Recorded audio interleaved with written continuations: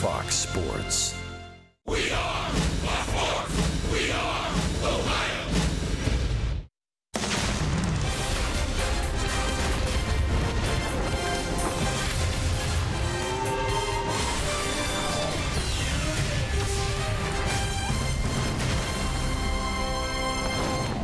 Hey, the sun has peeked through. Welcome to Great American Ballpark in Cincinnati as Fox Sports Ohio brings you Cincinnati Reds baseball. Two clubs counting the countdown for the final week of the season. The Chicago Cubs heading to the postseason, and the Cincinnati Reds charting the course for 2017. Hi, hello, and welcome to Cincinnati, everyone. Along with the crafty left-hander Chris Welch and Jim Day, I'm George Grant. Well, the Cubs may be heading to the postseason. They've got everything all wrapped up, but you're still seeing the best that they've got. The next 2 days, Chris, we'll see two of the better pitchers in all of baseball. Well, after the regular season is over tomorrow afternoon, the Cubs will not play again until Friday. So that's why Joe Maddon is going to try to keep his guys on track to play hard-nosed baseball, and they're going to send out the #1 pitcher in the National League at earned run average tomorrow on that. He's got an unbelievable year going, does Kyle Hendricks. And the guy that the Reds are going to see today, yes, he's finally figured out what the National League is all about after spending so much time in the American League for the Boston Red Sox. Lester having just another one of those John Lester seasons. In the second half, he's been unbelievable. 11 straight games allowing 2 runs or less.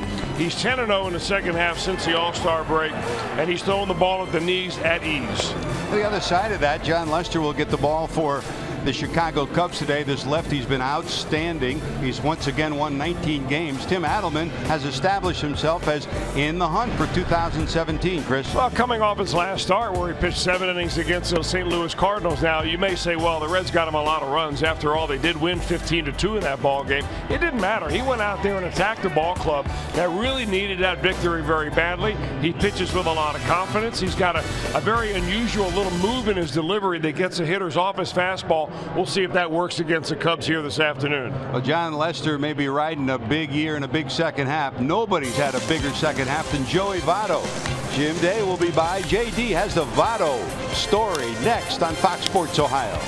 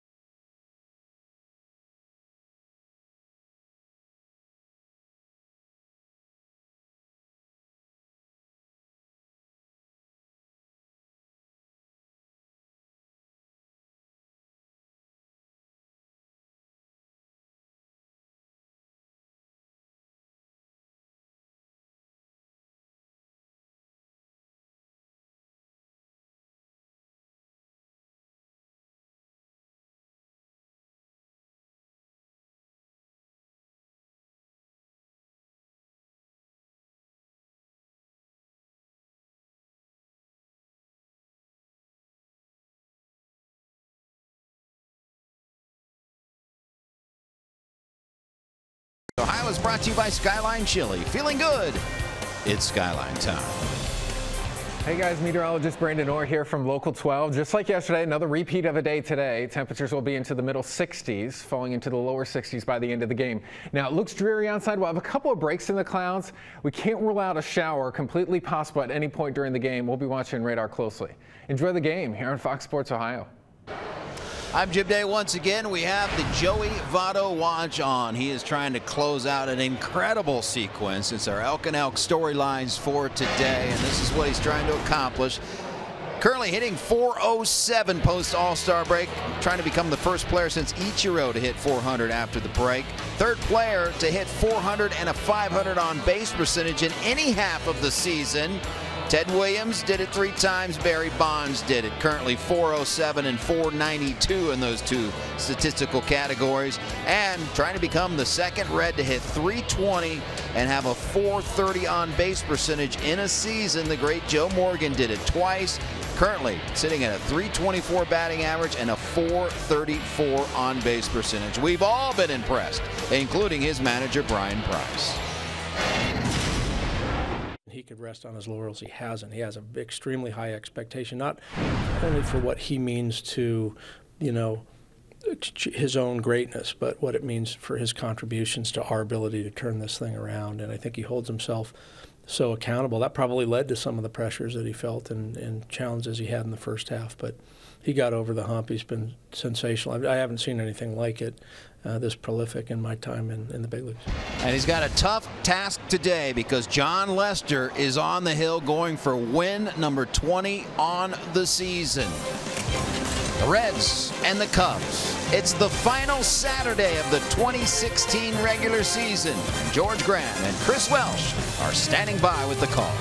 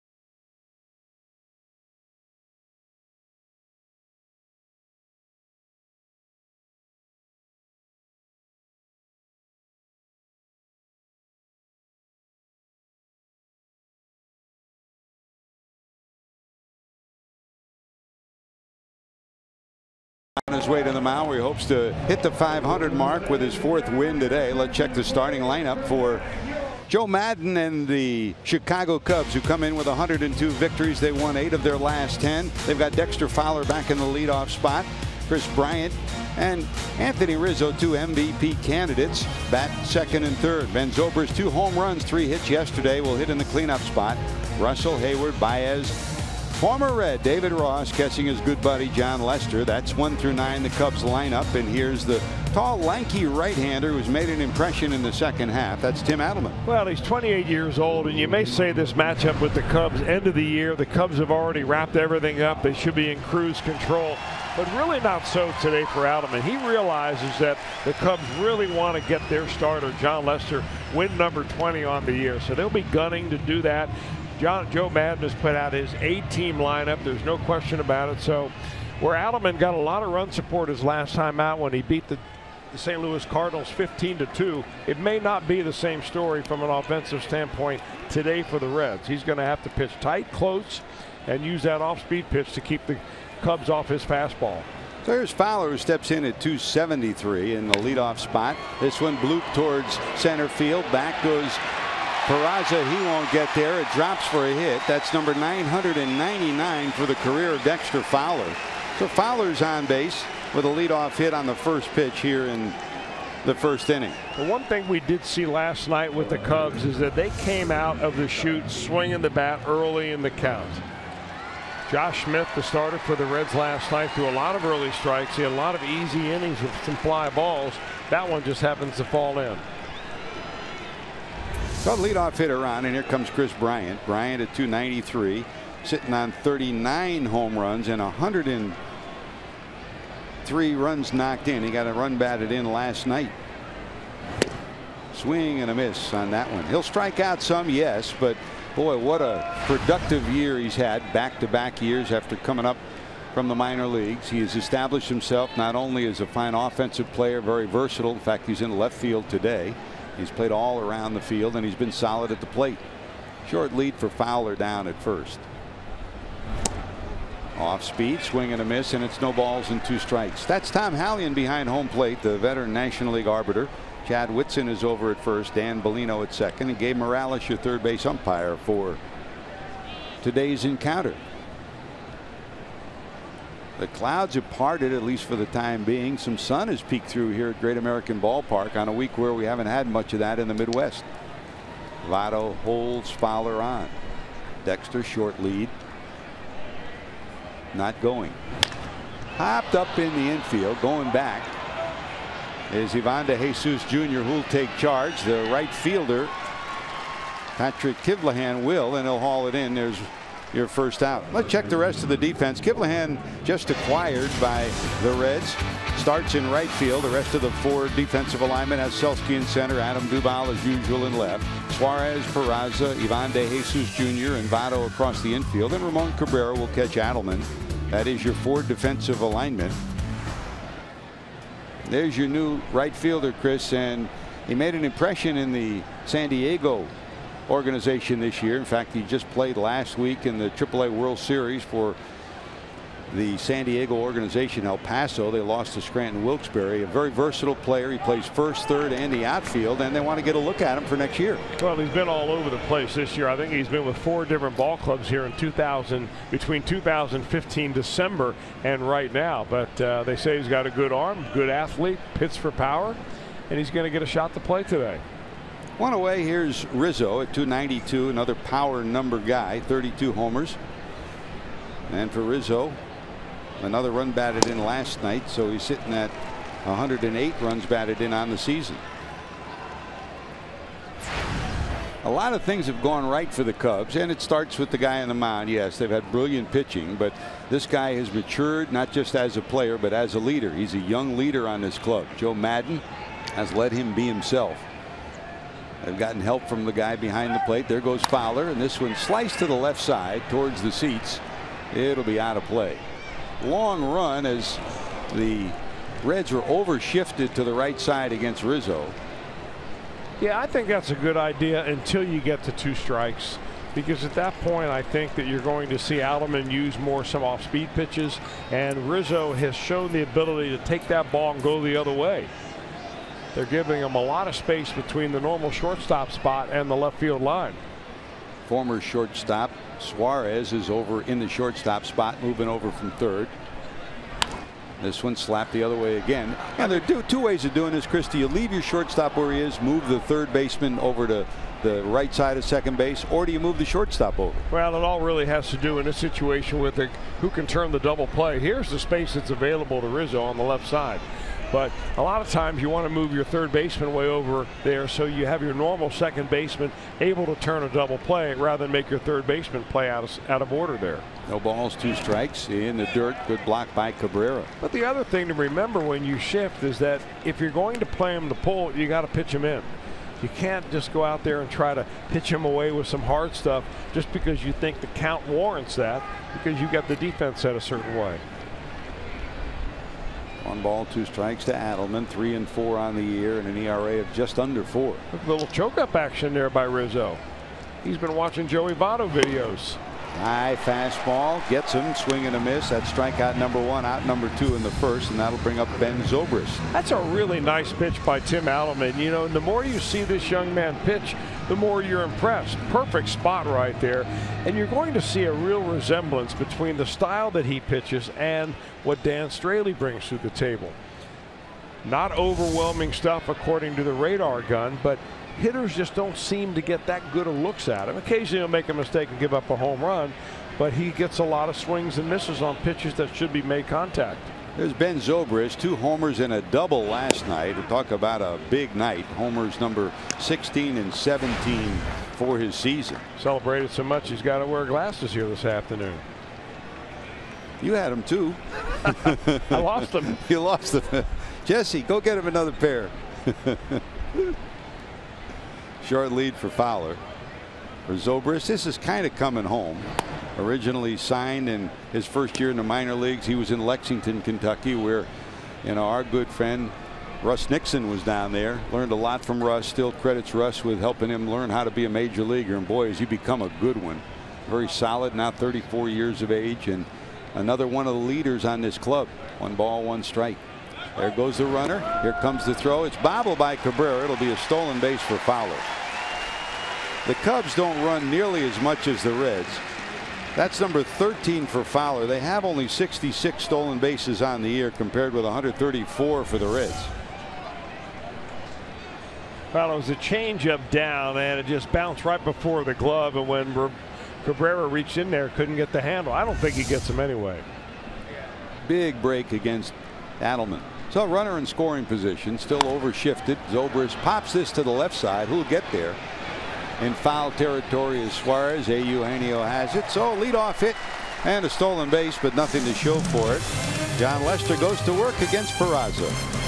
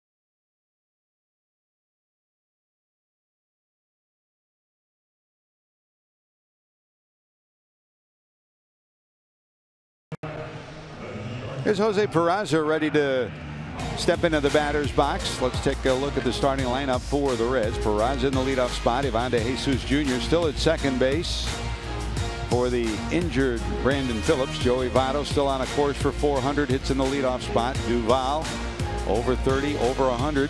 Big year for him. Selski gets the start in center. Suarez, Kivlahan, Cabrera, and Adelman. That's 1 through 9. And on the mound is a guy for the second time in his career. He's won 19, Chris. he would love to end it with a 20-win season. There's no question about it. I mean, yes, they're looking forward to the playoffs that begin next Friday, but in the meantime, he's got some business to take care of. 32 starts now for Lester in his 2016 campaign. He's got a couple of complete games, 19-4, a very good earned run average, and just keeps the ball in the ballpark. He's a guy that keeps the ball down, and he'll just rarely ever get it above the knees. And when he does, the guy behind the plate, not only a close friend, but his catcher for every start is David Ross, and they work together like hand and glove. Peraza, 333 homers and 25 knocked in. Lester now 32 years of age. Native of Atlanta, 6'4", runs 240, 250, big bulky guy. Long tenure with the Red Sox, of course, 9 years with Boston.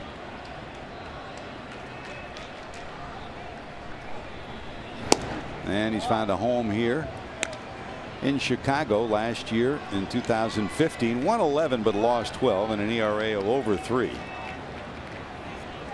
And this year he's just been superb. He and Kyle Hendricks have been two of the best pitchers in all of baseball, and they're right in there in the running for the Cy Young Award. In the dirt, bouncing. And did it hit him? Yes, it did. Got him, looked like in the left shin or the right shin or the right knee. So Peraza will march down to first, and the Reds have a leadoff hitter on. Well, that answers the question. If you're sitting at home and you're wondering, is it a hit by pitch if it bounces in the dirt first and then hits the batter? And the answer is yes, it is. Got him right on the right knee. By the way, Chris, is it a hit by pitch if it bounces in the dirt and hits you? Well, let me review that tape.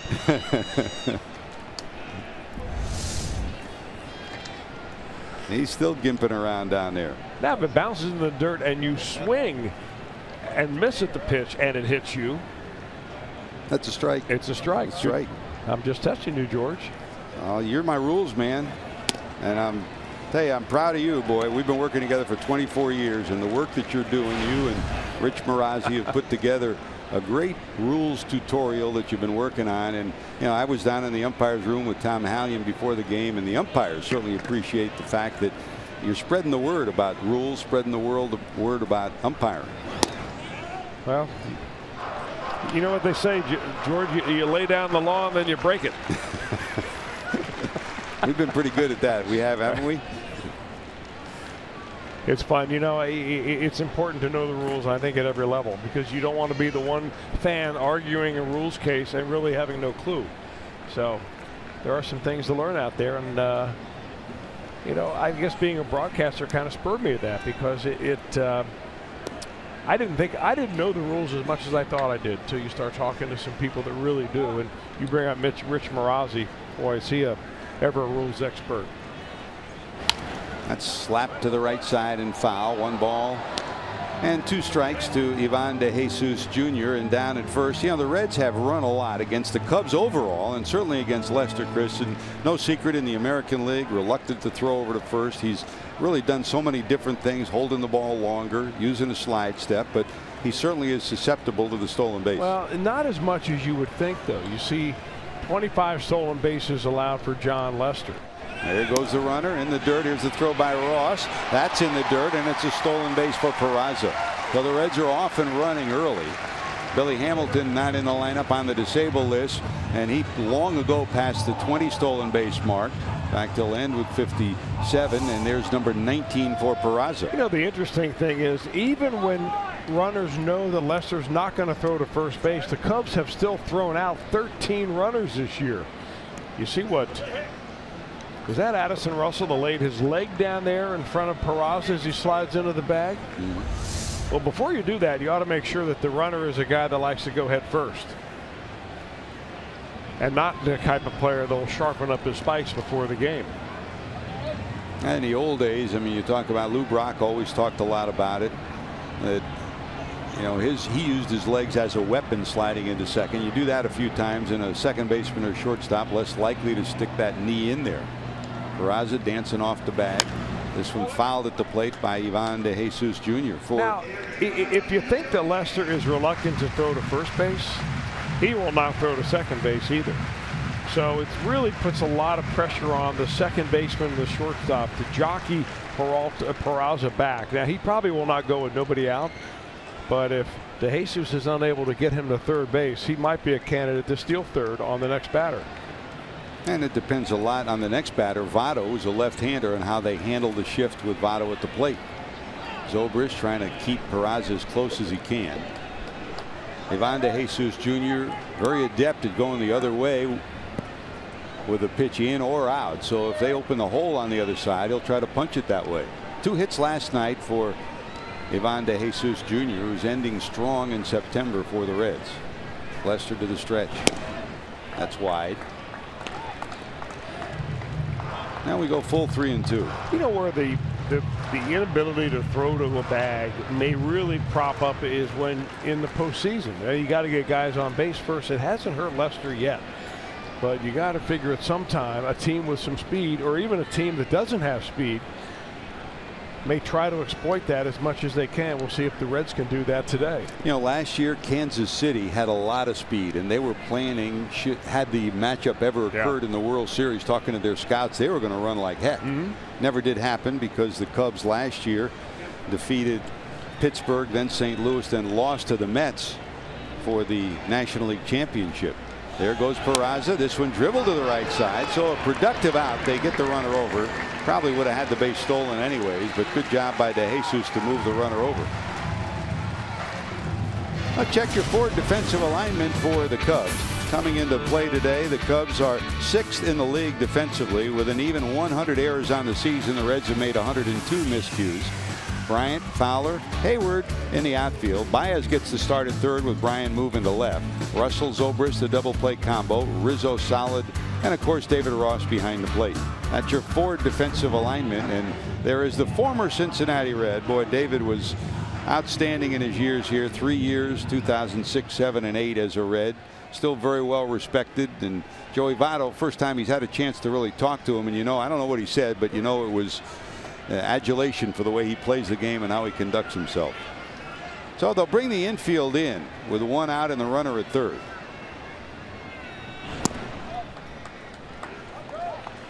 Joey steps in. 29 homers. Number 29 came last night. Now 94 runs batted in. He had 2 last night with a 2-run homer. And still on track for over 400 in the second half. Remarkable second half for the Reds first baseman. 1 ball, 1 strike. None of the Reds have hit well against Lester. Votto, for instance, and as bodacious as his overall average is, 5 for 21 against Lester in his career. The only guy that's had success is Peraza, who's 4 for 8 coming in. That's a dribbler, backhanded, but bobbled. That'll get the run in. They'll get an out. A productive play by Votto. That gets a run in. So little ball, get him on, get him over, get him in. Hit by a pitch, stolen base, ground ball to the right side to third, and then ground ball to the right side. A run scores. Well, if Zobrist is able to just simply get his glove down, he makes the play. I don't know if he's going to get Peraza or not. Peraza looked like he waited until the ball went past the pitcher's mound, and then once that happened, he decided to go home. Would have been an interesting bang bang at home plate, but Votto picks up the RBI and the Reds score first. RBI number 95 for Joey, so he's got an outside shot at 100. Here's Duvall. Breaking ball drops in there for a strike. Adam 2 for 12 in his career against Lester. Overall 242 doesn't tell you the story, but 33 homers and 103 knocked in sure does. Well, you know, when it comes to measuring a batter by his batting average against John Lester, you have to adjust for what Lester does. I mean, he has only allowed a .208 batting average to the entire league this year. So he's one of the toughest guys around to try to get a base hit off of. That's almost 40 points lower than it was last year, a year that when he made a transition coming over from the Oakland A's, actually, but for the most part, the Boston Red Sox for just about his entire career, to get used to the National League. 1 ball, 2 strikes. There's a swing and a miss, so he gets his first strikeout and finally gets out of the inning. But get him on, get him over, get him in, and the Reds get a run. They lead 1-0.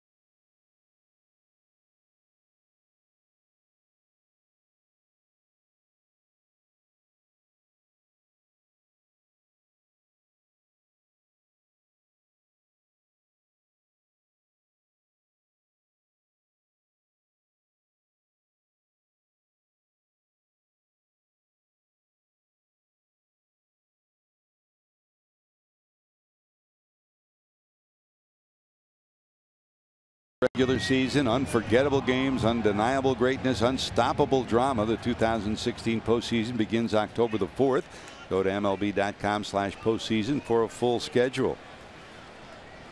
Here's Addison Russell hitting in the 5th spot in the lineup against Tim Adelman. Russell, Jason Hayward, Javier Baez, 5, 6, and 7 for the Cubs.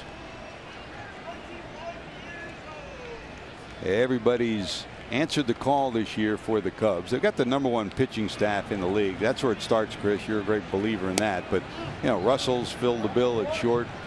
Bryant at third. Zobrist has been great at second, and over at first. Rizzo speaks for itself.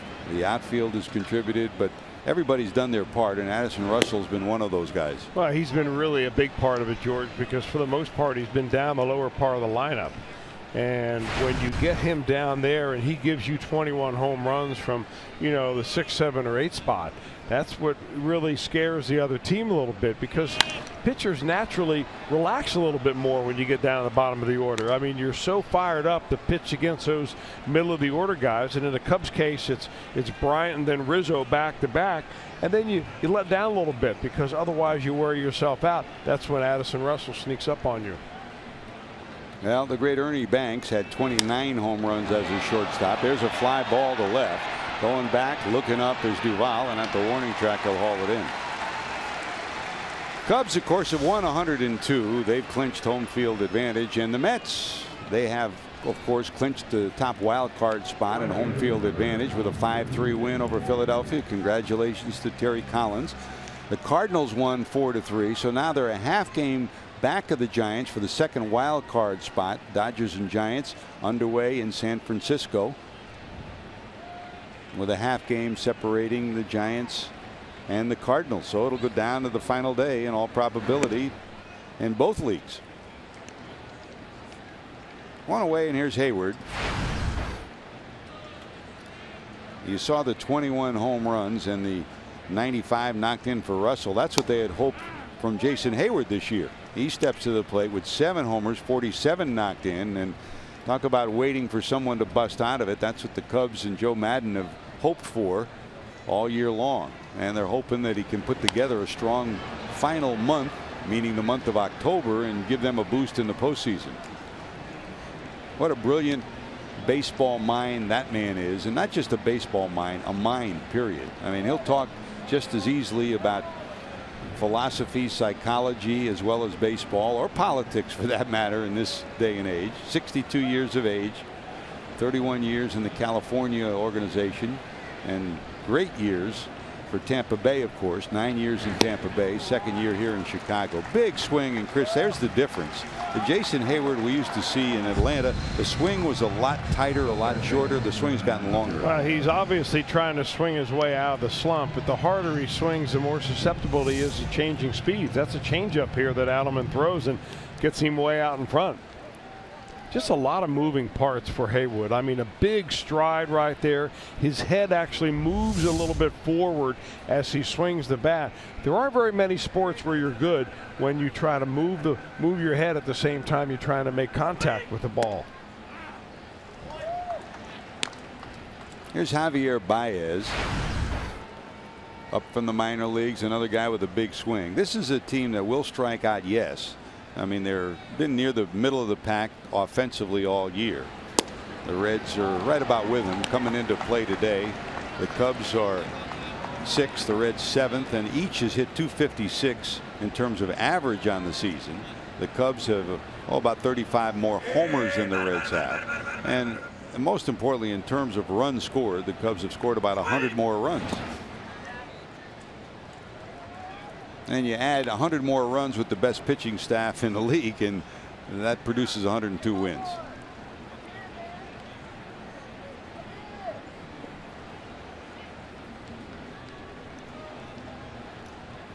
From the stretch is Adelman with 2 away, dealing to Baez, a 1-2 count. Big swing, held onto, and tapped by Cabrera for the final out. 3 strikeouts for Adelman through 2. Selski due up.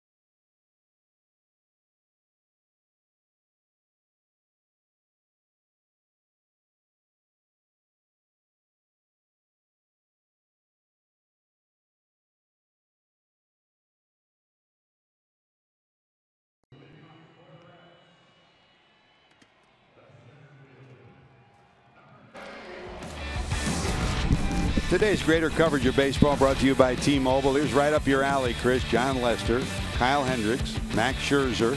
Talk about their record. 19 wins for Lester, 16 for Hendricks, 19 for Scherzer. ERA all spectacular. Second half ERA spectacular as well. Who do you vote for as the Cy Young Award winner? I go with Lester, George. You know, I know the numbers are very important. Obviously, some people look at the earned run average and are swayed that way. You know, Max Scherzer's got 19 wins. I mean, it's a toss-up. No matter who you pick, you're going to incite an argument with somebody who wants one of those other guys. But I just go with Lester. I just think that what he's done for this ball club this year, especially in the second half, going 10-0 since the All-Star break, separates him just a little bit. And believe me, there is only a little bit of difference between any one of those three. And you can put Johnny Cueto into the conversation as well. Yep. Madison Bumgarner in the conversation. Here's Steve Selski.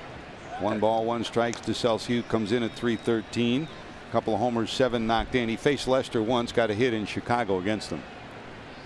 What a stretch. 7 straight hits for Selski during that period, including a 5 for 5. And there he is. He's 2 for 2 against Lester. So the leadoff hitter on both in the first and second inning for the Reds.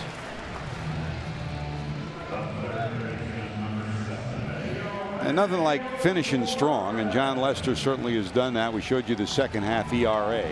But how about this? He's allowed 1 run or less in each of his last 8 starts. And during that period, all with David Ross behind the plate, 7-0 and an ERA of under 1. That ain't bad, huh?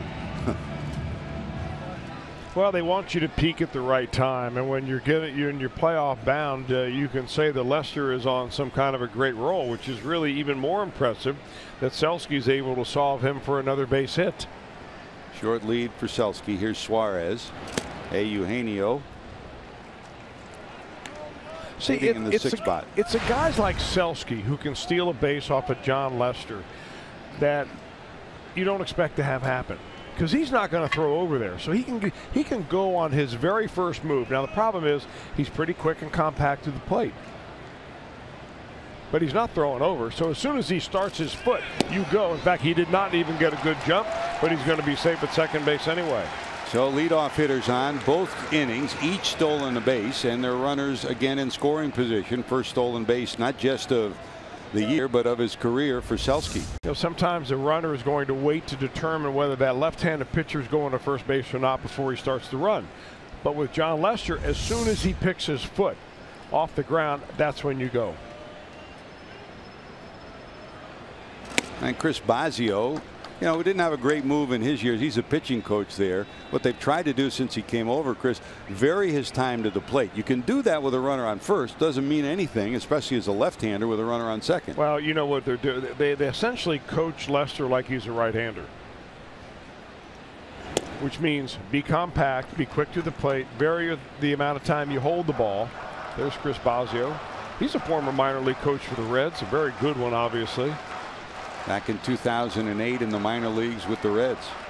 He's coached at the college level. He's been a coach. In fact, he started with Lou Piniella in Seattle for a short period of time. Good baseball mind and a character, huh? He pitched a no-hitter in the major leagues, Bosio did. I think it was for the Seattle Mariners, was it not? It sure was. 1993, in fact, it was against the Red Sox. Here's Suarez. 3 balls, 1 strike. Ripped to right. Does it have enough? Curving towards the corner. Gonna be gone. Number 21 for Eugenio Suarez. They kept going away, away, away. And what does Suarez do? He goes away and out of here.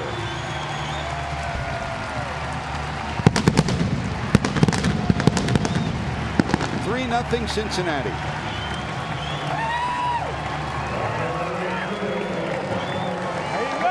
Well, you really got to be committed to hit the ball the other way to get it right like this down the line.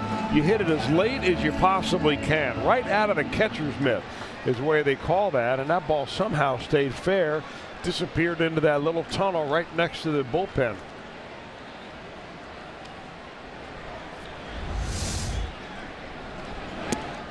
Two hits, 2 stolen bases, 3 runs for the Reds here in the first 2. And here's Patrick Kivlahan, who'll take over at the plate. Lester, first time allowing 2 runs since August the 11th against the Cardinals.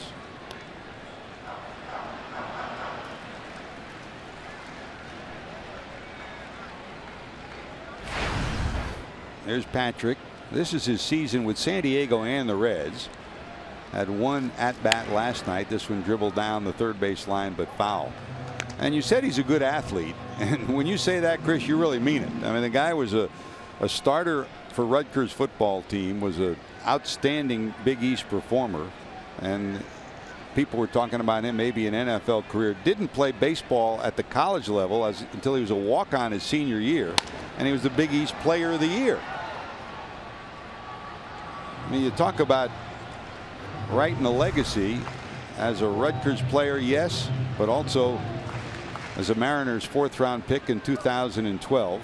Pretty good numbers for this guy, huh? Interesting guy. You know, you just never know who's going to work out. And you'll see a lot of that. Breaking ball down and in, swing and a miss. That's 2 strikeouts for Lester. You know, something about being a first-class quality athlete that lures people to draft you and lures people to trade for you. By the way, Tim Tebow had 2 more hits, 2 for 4 in day 2 of his effort. You know, here we are, we're in the last week of the season, and the pennant races are going on, and every day on TV and the newspaper they're doing a bio on what Tim Tebow does at the Arizona Fall League, right? Hey, more power to him. You know, not a lot of people shake their heads and say, well, why are we wasting our time? But, you know, if people weren't interested, they wouldn't be giving you the news. Yeah. Certainly a positive guy to have around the young athletes out in Arizona. Absolutely. And that's why Sandy Alderson brought him there. Even if he never makes it to the major leagues. There's a dribbler down to third. Third base coach for the Reds, Billy Hatcher, who scoops that up. Hatch down in the third base box as usual. And down at first, Freddie Benavides. And if you missed it yesterday, the Reds, of course, re-signed Brian Price for next year with an option for 2018 and offered contracts to each of the coaches. So everybody right now has an opportunity to be back for 2017. Cabrera fouls it off. No balls and 2 strikes. You know, you could tell, Chris, you and I both talked to Brian yesterday. I think he was relieved and happy, both. I mean, happy, number one, to be coming back. Relieved that it's not going to take a postseason interview and discussion to go over it. And it's done. Well, they started the discussions quite a while ago. Actually, it was probably when the Reds were back on this homestand before they went on that long 11-game trip. So it is something that's been in the works. So he knew for quite a while that the Reds were interested in having him back. It's just a matter of how interested and for how long. You know, and it's always a negotiation. Obviously, I think Brian Price probably would have liked to have had a 2-year deal. Nobody wants 1 year with an option and you end up being a lame duck during the year. The hope is that if he impresses Dick Williams, who'll be the new general manager next year, that option year might be picked up during the year. It could be. There's no doubt about it. I think part of the other negotiations were about, you know, the coaches. Are you going to bring all my coaches back too? From day one, he wanted to bring all of the coaches back, and the eventual decision will allow each of those coaches to be offered a contract for next year. There's Adelman hitting in the 9th spot in the order. You know, Chris, this is a baseball business, but the other part of it is, I mean, you live the game and you still do on a travel basis. All players do. And there's a shot through the middle. That's a base hit. So Adelman will pick up his 4th hit of the season, and he's on with 2 outs. I think for Brian Price, I think he's just as happy for his wife Judy. I mean, because your wife and your family live through everything you go through as a manager. No questions, he's back for next year. Well, a rare mistake for John Lester. I mean, he rarely ever throws a ball waist high or above, and he got it right at the belt buckle there for Adelman, and he puts a nice line drive swing on it. 3rd hit in the inning for the Reds. And back to the top of the order, Peraza, who was hit by a pitch, stole a base, and scored on a ground out in the 1st.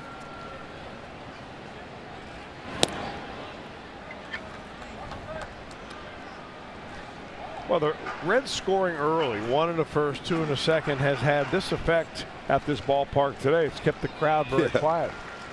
I mean, I thought there were a lot of blue in the stands last night. I don't think they allowed Reds fans in today, did they? There's a couple out there, I guess. A lot of these Cubs fans picked up tickets early in the year for two reasons. First, you can't get tickets to Wrigley Field. Secondly, Cubs fans were hoping that this might be a clinching weekend for the Cubs. As it turns out, the Cubs have clinched long ago. But they're here to celebrate. They're here to support their Cubs players. What Jim Day say about them last night? Oh, their money is green. That's right. Spoken like the COO when he drops that on you. You learned that one good, JD. JD, you've been walking around the ballpark the last 2 days and 2 nights, and of course down in the condo last night you had to deal with Reds fans who are always loyal to you, but some Cubs fans too. It's been an interesting couple of days, huh? It has been, but they were tame last night. It hasn't always been the case with Cubs fans, but they were very tame. Jim, they haven't mistaken you for Marty Brennaman, have they? I'm not going to touch that. I learned long ago he's got an open mic for 3 or 4 hours a day, and it's just not worth it, Chris. You know what? Very smart guy. 2 balls, 2 strikes to Peraza.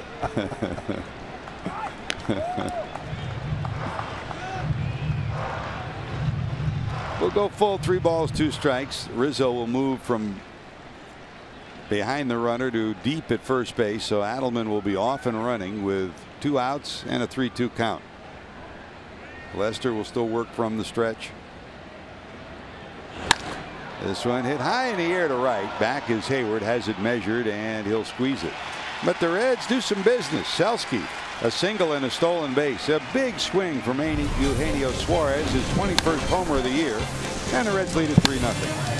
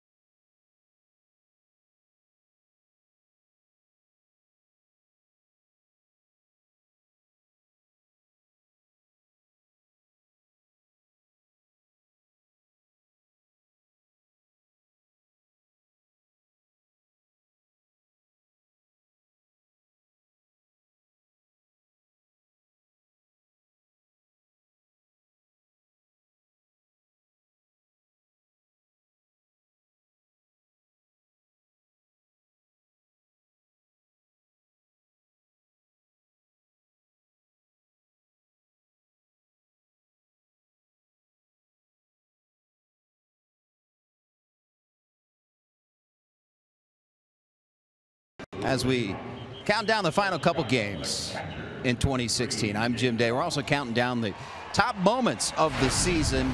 Top 10, doing it all weekend long, and we have reached moment number 7.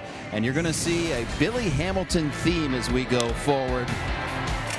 And this guy is unbelievable. Run, Billy, run. He scored from first base on a routine single. He was running on the play May 7th, and then July 5th.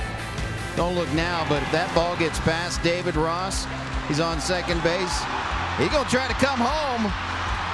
His speed is unbelievable. A game changer. Run, Billy, run. And if he stays healthy, he's going to be running for many years to come. Moments number 7.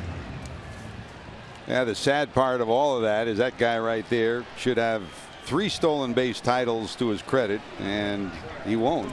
3 years in a row. September has not been kind to him. He's been on the disabled list 3 Septembers in a row. He had the stolen base lead in the National League with 58. VR passed him this past week. VR now with 60. But the one thing, Chris, you might wipe out a stolen base title. You can't wipe the smile off his face. Isn't he a joy to be around? Come a long way this year, and I think he really feels now that he belongs. He understands what it's all about to be a switch hitter. He's learned a lot from Joey Votto, and I think you're just going to see Billy Hamilton get better and better and be a very huge part of this ball club for years to come. There's David Ross hitting in the 8th spot. Lester up next. That's a swing and a miss. 1 ball, 2 strikes. I got a trivia question for you, George. What catcher A, B, C, or D holds the career record for the most number of home runs at Great American Ballpark? Wow. The answer is the guy at the plate right now. And you probably wouldn't have guessed that in a million years. And the way it goes is David Ross has 29 career home runs here. I know Jason LaRue hit a ton when he was here. He has 28. So he's got. And Devin Mesoraco has 25 as a catcher. Well, hopefully Mez will be back next year and claim that record. Yeah. But that's a pretty interesting note. Dug up by our main man doing stats today, Robert Osdenmore. We thank Robert for that. And by the way, I want to thank Joe Luckup, who's now with us, our normal statistician all year long. Robert, great to have you with us. Thanks for helping us out. And thanks to Lucky for another great season, Chris. You know, we've been blessed over the years with some great people sitting up here with us. And, you know, we've talked about it a lot this month, certainly. And I don't think there's any doubt that, you know, we love coming here, number one, and the people we've been able to work with make it pretty special. Takes a big crew to put one of these games on, and you're right. We've been very lucky to have Joel Luckup helping out with just the numbers, and I know you're going to get to all sorts of thank yous and acknowledgments and recognitions as we go through this weekend. The people that put this broadcast together on a daily basis. And we can't forget Daddy Wags, who's still with us. Mark Wagner, who you know really set the level of excellence that everybody lives up to. Here's the pitcher, Lester. John's in at 088 on the season. For Lester, 5 hits and 57 at bats on the year.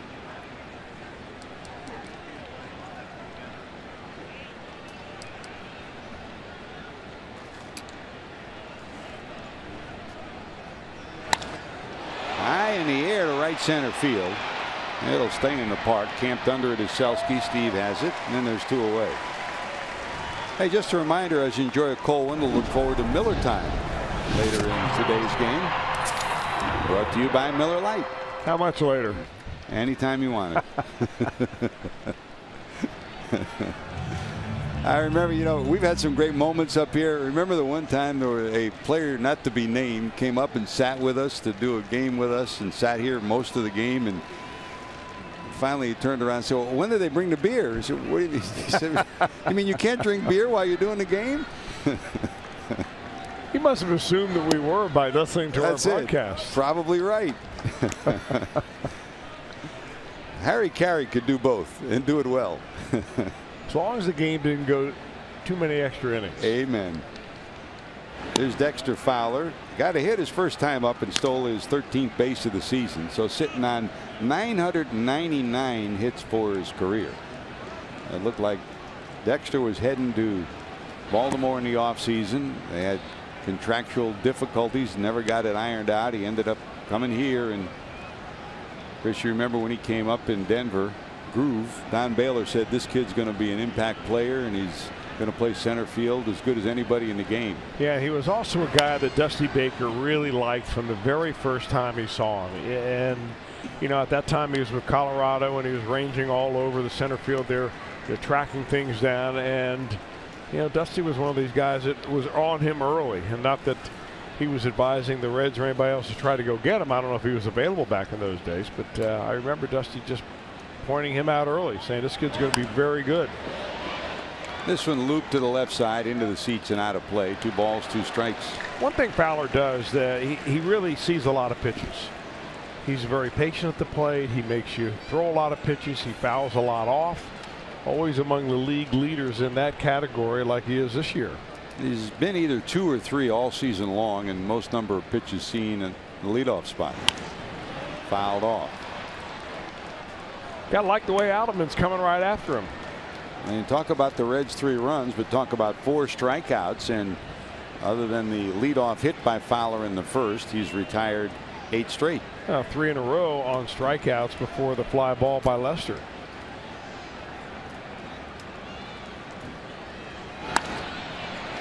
Now the looping fly ball to center. Selski starts back, now retreats and then comes in. There's your final out. Another 1, 2, 3. So 9 straight retired.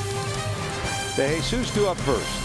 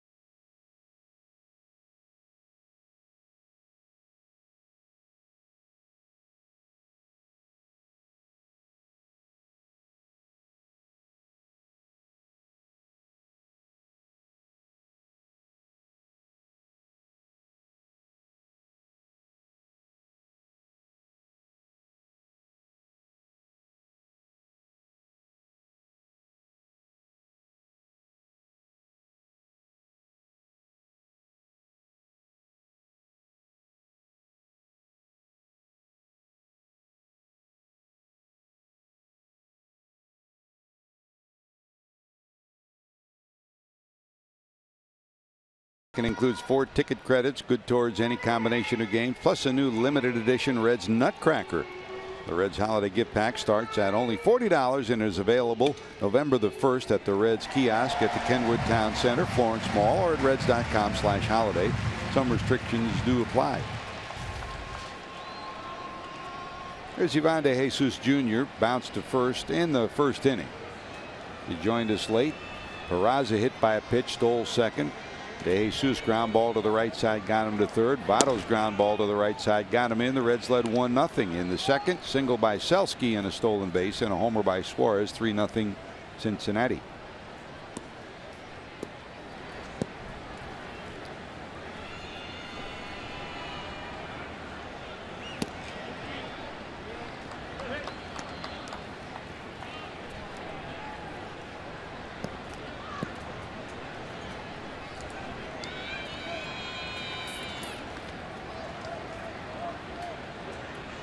Lester about ready to deliver his 47th pitch of the afternoon. 26 of those came in the last inning when the Reds strung him out.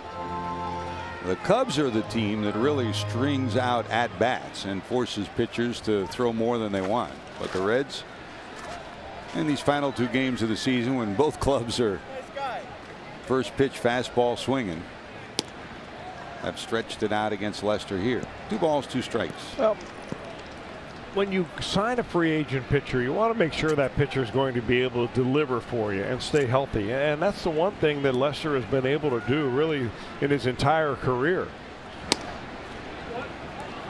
The Cubs owe him $25,000 or more between, every year until 2020. But what you want to make sure is that he answers the bell.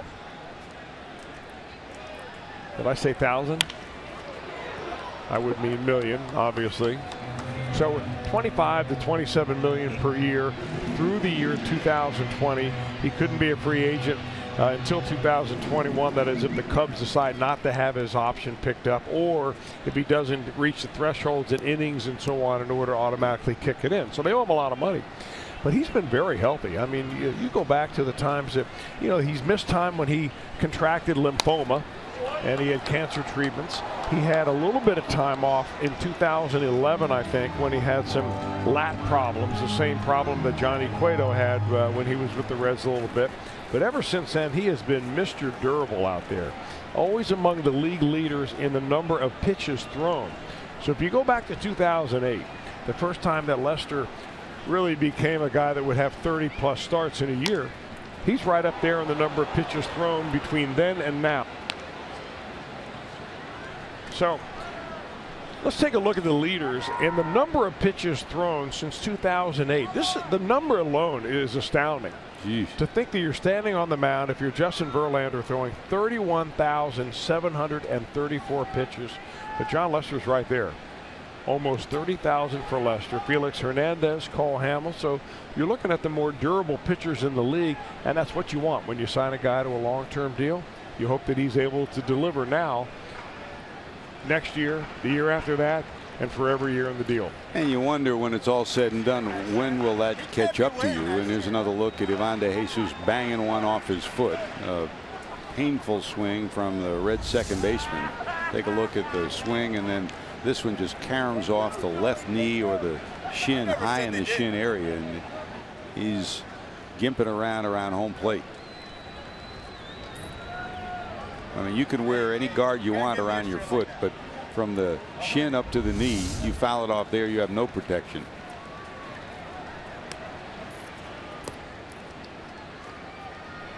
Full count, 3-2. Ball 4. So the Reds, for the third consecutive inning, get the leadoff hitter on. A hit batter, a base hit, and now here a walk in the third. That'll bring up Votto, who's ground out, plated a run.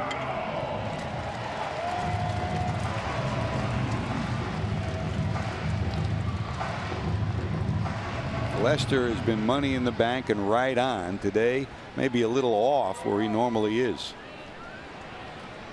Goes to 3-2 counts, both at bats to De Jesus, and here he deals to Votto. I'm really not so sure that he's off, George. He just has had some unfortunate luck. He hit the first batter of the ball game on a bounce pitch in a bounce in the dirt. The Reds move the runner over, and he scores on a ball that should have been fielded by their second baseman. And then you give up an opposite field home run to a hitter that gets it right inside the right field line. I mean, that's just more bad breaks than it is bad pitching.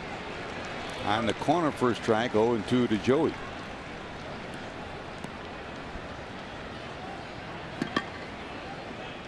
How about those numbers? Still over 400 since the All-Star break.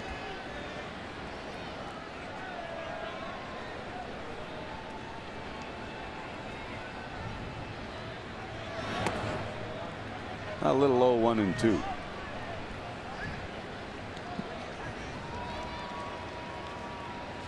Again, with a 3-run lead, the opportunity for the Reds to pour it on is right there.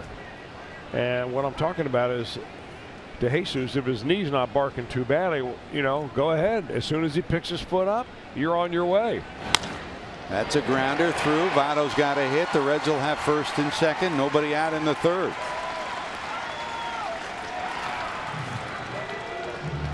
Every hit gets number 19 closer to 400 for the second half.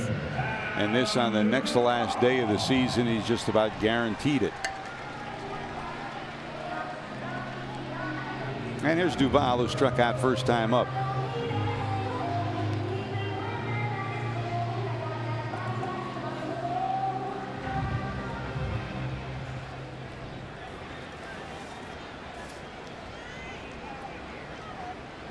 Adam 0 for 4 and 3 strikeouts last night, and he struck out his first at bat here this afternoon.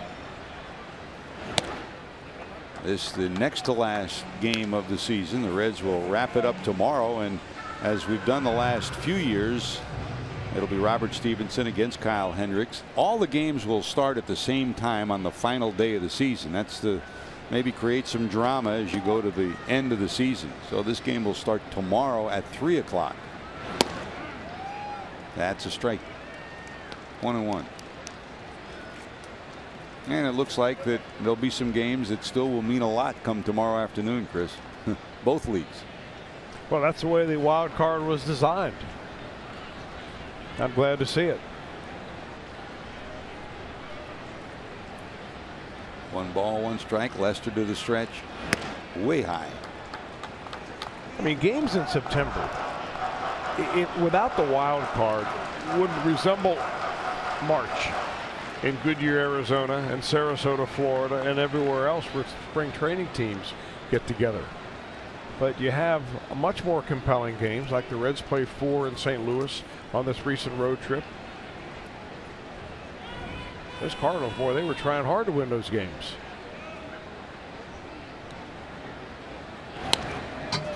Giants have just gone ahead of the Dodgers, 1-0, bottom of 5 in San Francisco. Cardinals won, Mets won, so the Mets have clinched home field with the first wild card spot. The Cardinals right now are a half game back of the Giants for the second wild card spot in the National League.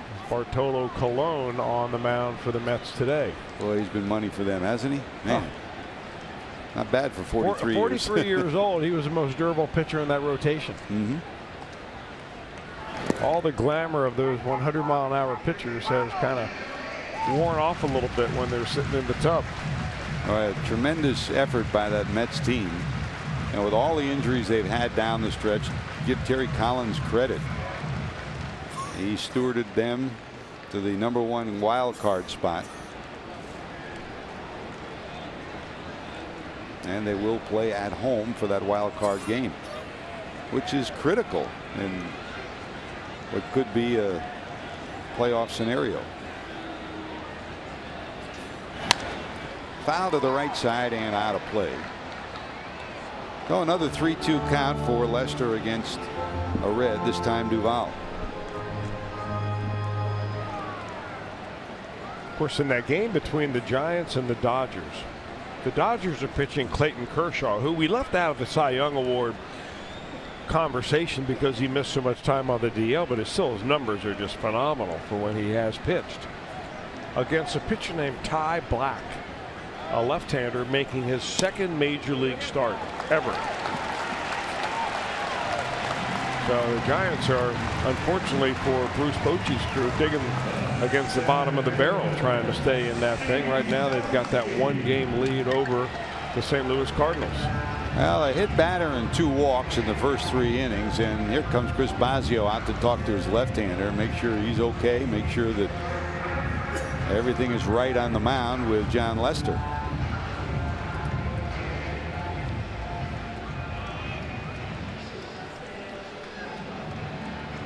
Now, the one thing Joe Madden said, and he's repeated it all week long, yes, we've clinched, but I'm going to try to keep my starters on pace because they've got almost a week off before they play.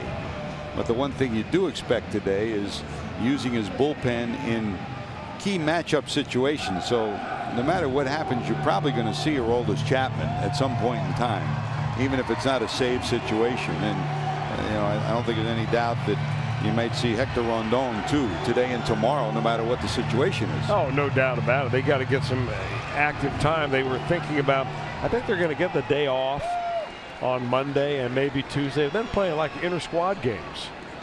They were considering bringing up their instructional league team to play a little bit. I don't think that's going to happen. Here's Selsky, singled his last time up. He's 2 for 2 against Lester in their matchups.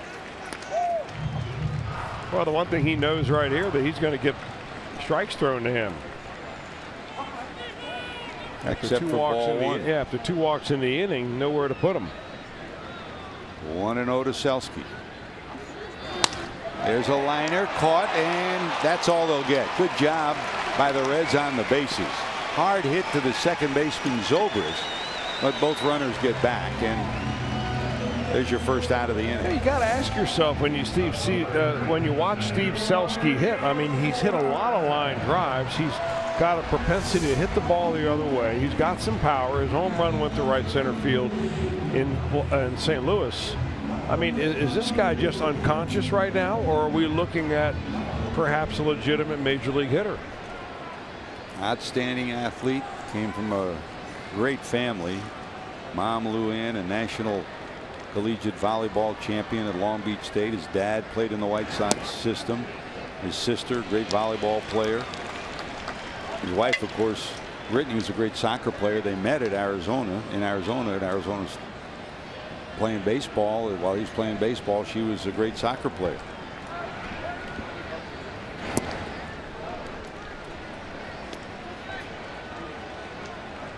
One ball, one strike to Suarez. Eugenio's homer made it 3-0 in the second. Bolt here would give the Reds a big leg up in the third against the Cubs.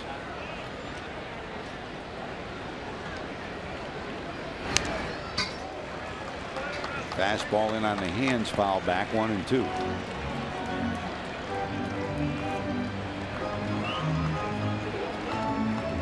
Simple approach with the bases loaded has paid off for Suarez this year.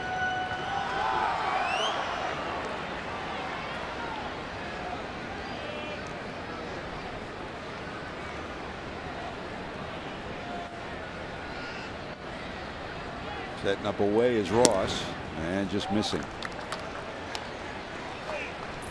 And I'm not sure, but of the 21 home runs that Eugenio has hit, I don't think there are more than 3 that didn't go to center or left center. They kept pitching him away in that last at bat, and he went away with a homer down the right field line. High in the air to left center field. De Jesus is tagging. Bryant under it. Here comes the runner. Here comes the throw. It'll be cut as it's wide, and a sacrifice fly from Suarez. His third run batted in, and the Reds lead it 4-0.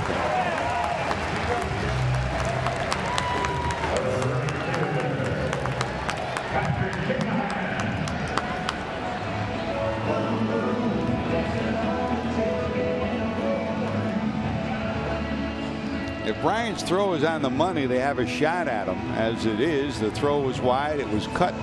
Isn't it kind of funny, though? Selski stands up there and he hits an absolute screaming line drive right at the second baseman. No advancement, no RBI, no run. And you hit a little mediocre fly ball to left field, a can of corn, and you pick up an RBI. Baseball, it's just not fair. They say they even out, huh? If you're a hitter, you don't believe it, and if you're a pitcher, you probably don't either.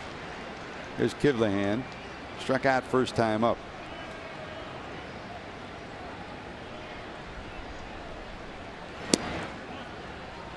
A little wide. 1 ball, 1 strike.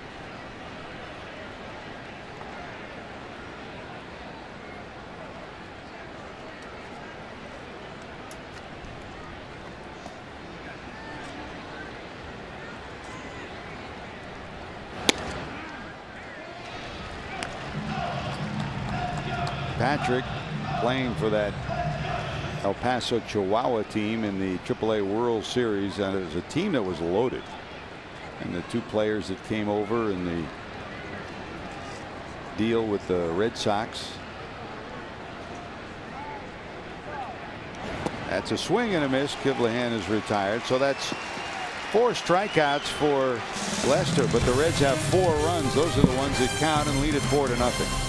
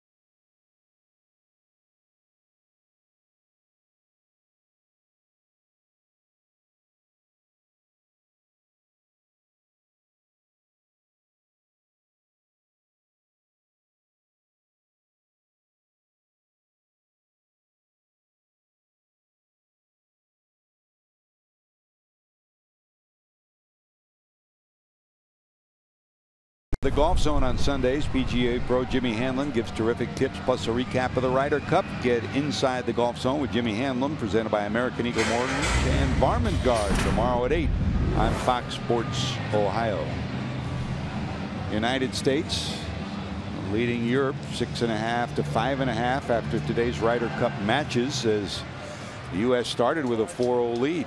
And the 4-0 lead is what Eugenio Suarez has helped the Reds compile so far. 4-0 Cincinnati. 4 runs, 4 hits for the Reds, no runs and a hit. As Tim Adelman goes to work in the 4th, facing Chris Bryant, who flied to right first time up. Well, we talked yesterday, Chris, the U.S. jumps off to a 4-0 lead in the Ryder Cup. Looks like they're off and running. Now it's 6.5, 5.5. After 2 days, that's the Ryder Cup, huh? It sure is. Makes it actually a lot more compelling to watch.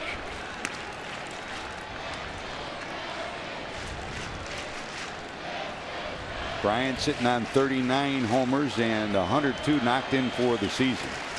Ahead in the count here, 2-0. Dangerous batter in a dangerous count. You know, Bryant's a big guy, and it's very difficult to cover a very large strike zone. When you're 6'5" or taller, you've got a lot of space that a pitcher can pitch to. Bryant shrinks that a little bit by the way he bends at the knees. Look at the wide stance. There's not a batter in baseball that has as wide a stance as Bryant does. And he's got very little movement with his foot. So he never really has, he puts himself in a position to stay compact as much as you can be when you're as long and lanky as he is. The stance kind of reminds you a little of Dave Kingman, doesn't it? The long, wide stance. Lined towards short, gloved by Peraza, and there's one away. It's a nice pitch right there. Got in on his hands. Adelman has kind of a knack for just missing the barrel here lately. Came off an outing his last time out, went 7 innings. That's a career high for him.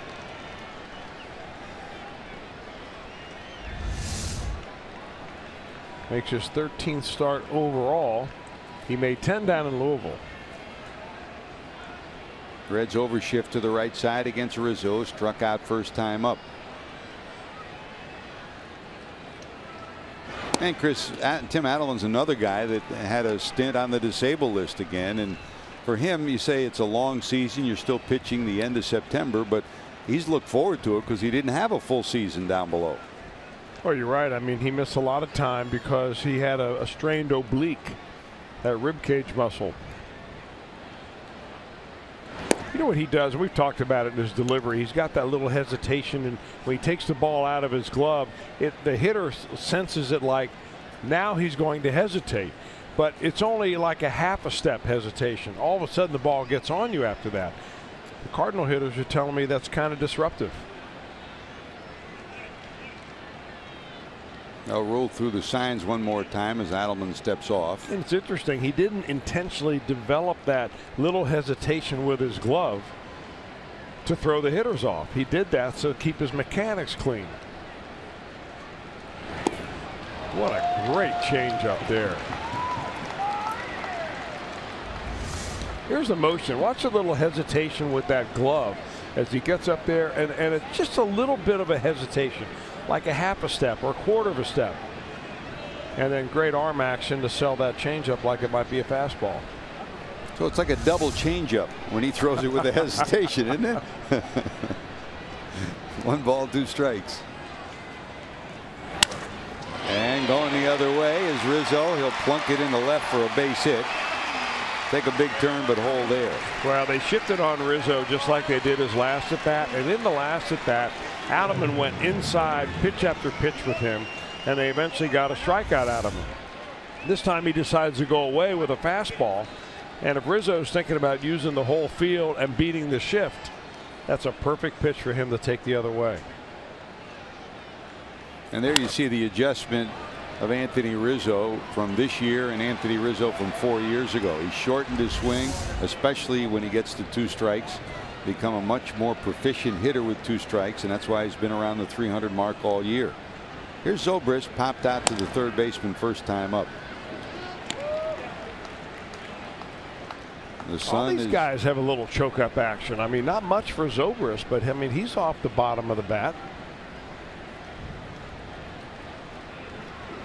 Strike one with Rizzo down at first. Reds double play depth, middle of the infield. High in the air down the left field line. Duvall over. Rizzo going halfway, and he'll retreat to first. Well, there'd be a lot of little league and amateur coaches that would be happy to see the choke up become in vogue again.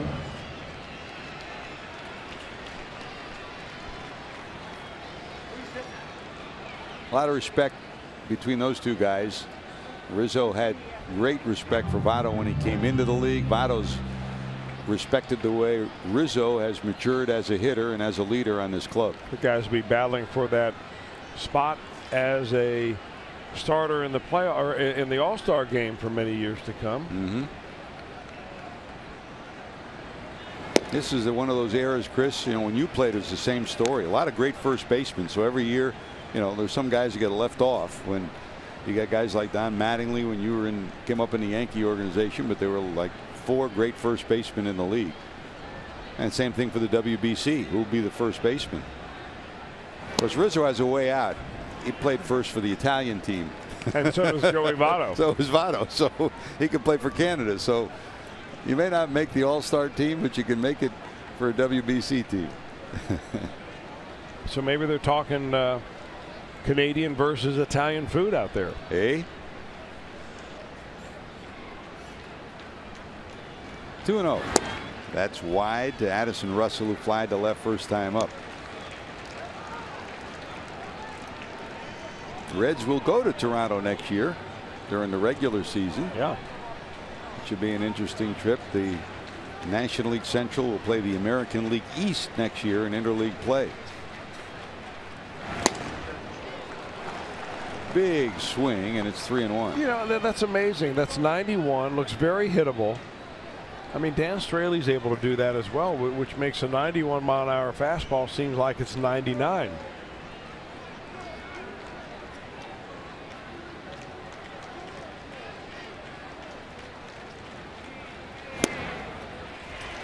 Won't offer at that. That's a 3-1 walk.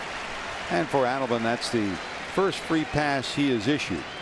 So 2 on, 2 out, and here comes Jason Hayward, who struck out last time up.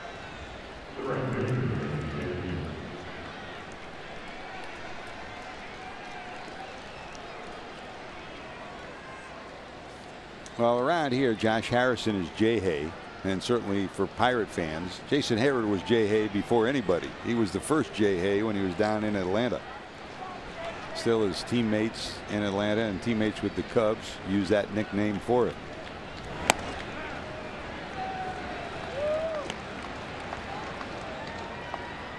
Big, long, lanky swing. Big, long, lanky player.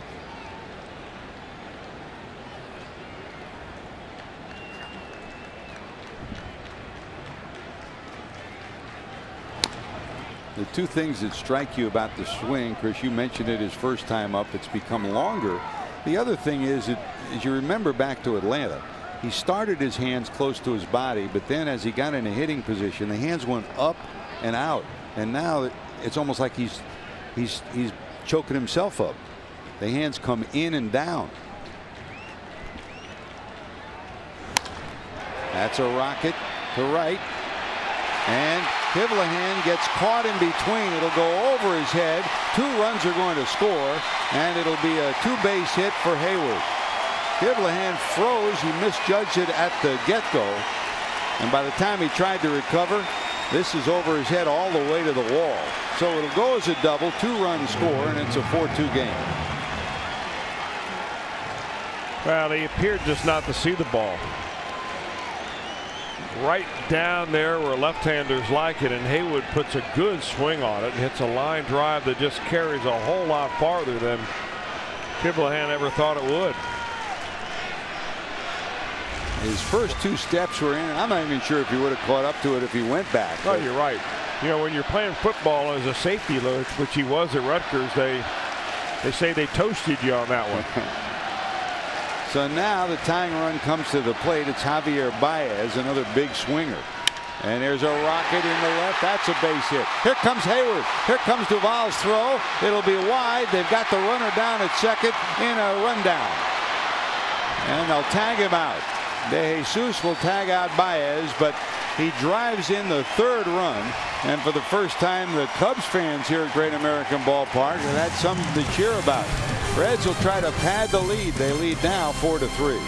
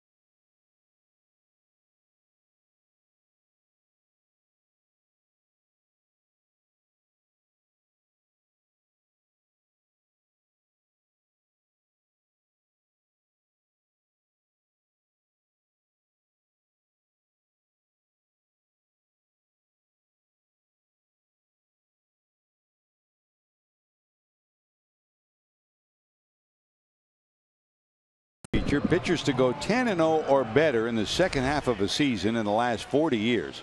Chris Welch back in 1985. Oh no, Rick Sutcliffe in '84, 12-0. That was for the Cubs. Oral Hershiser for the Dodgers, 11-0 in '88. Mark Portugal in '93 with Houston, 11-0, and Lester here, 2016 for the Cubs, trying to go 10-0 or better in the second half in the last 40 years.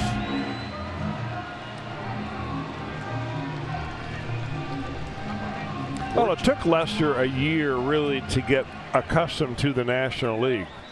You know, we showed you that statistic as to how durable he has been since 2008, how many pitches he's thrown. Right there along with, you know, Justin Verlander as one of the most durable pitchers out there. But still in all, he said last year, because he took a step backward, he was 11 wins and 12 losses last year. He said, I wasn't used to only throwing. You know, in the American League, they give you the ball, and you're going to pitch about 100 to 110 pitches, no matter what. But in the National League, if your spot comes up in the batting order and you've only thrown 80 pitches, you're going to be out of the ball game. So one reason why he's won more ball games this year, and his earned run average is better, obviously, and so are his other numbers, but he has convinced Joe Maddon to leave him in the ball game longer. Whereas sometimes he would be pinch hit for. He gets another inning or two, and that's when the Cubs score a run, and he secures the win. Cabrera nubs it to short in the dirt, but scooped by Rizzo, one away. Well, he'd won 19 before. This is the second time he's won 19, a National League best, trying to win his first 20-win season. Tied for first with those 19 wins with his teammate. Win percentage is first, ERA is first, opponent's batting average at .208 coming into today is first, and 26 quality starts. That's big. And this is his 32nd start of the season. So 26 quality starts in 31 starts coming into today.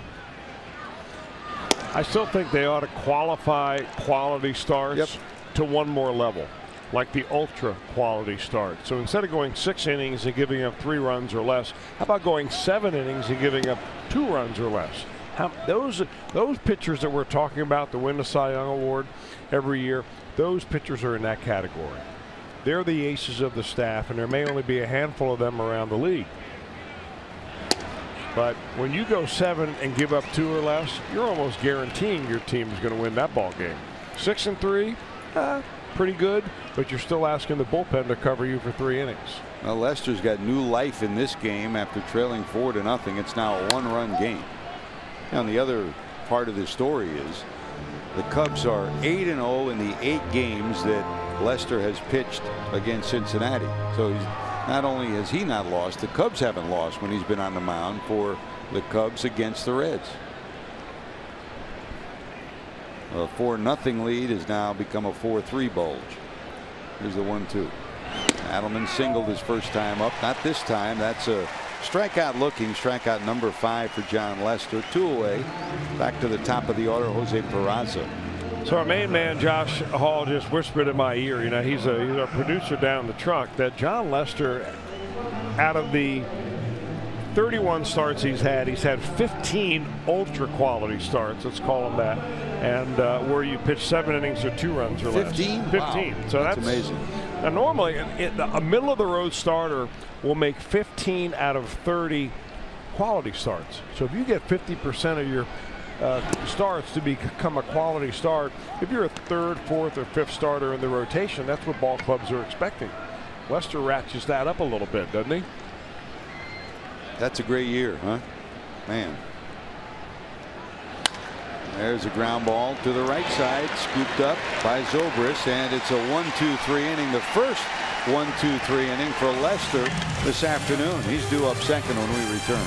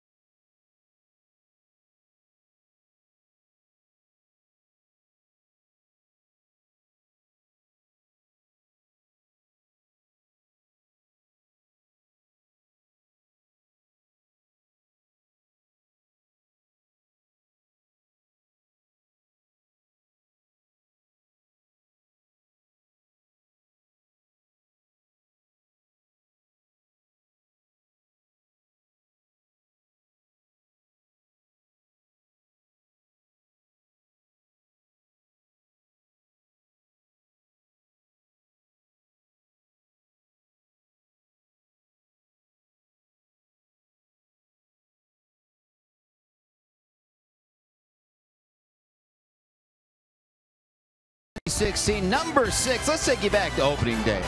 Reds and the Phillies. Tyler Holt endears himself to the Reds fans with an unbelievable catch.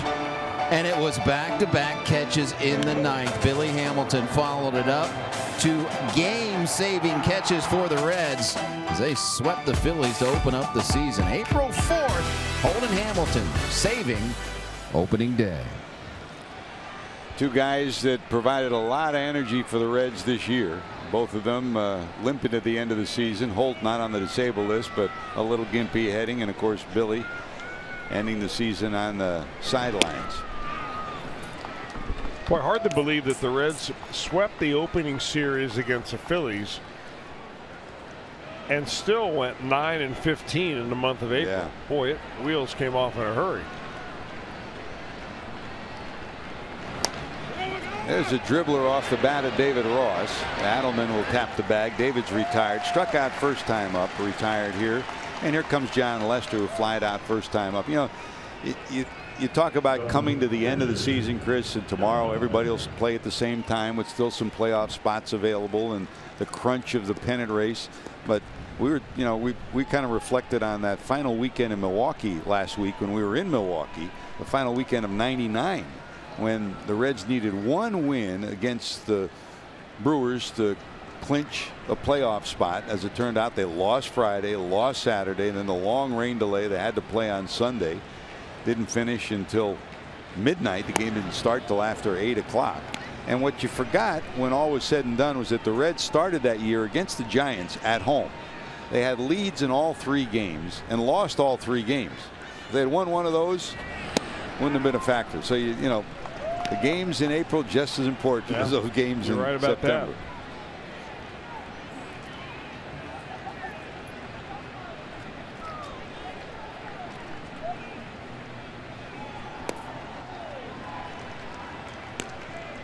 Breaking ball misses down and in. 2 balls and 1 strike to John Lester. Lester, no homers and 6 knocked in on the season.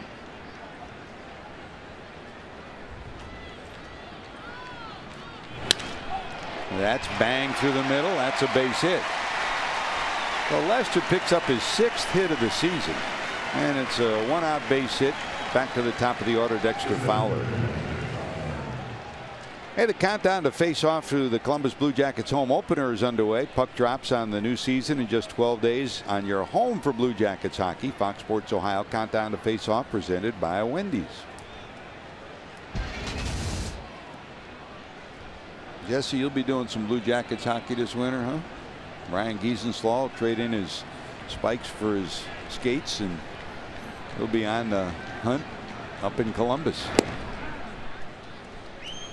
Fowler singled and stole a base in the first, was left stranded. After that, Adelman retired 10 in a row until Rizzo got a base hit in the 4th.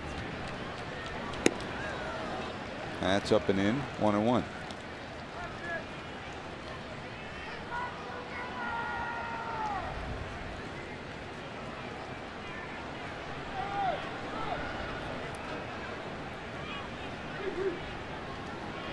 Votto in front of the runner. Lester down at first.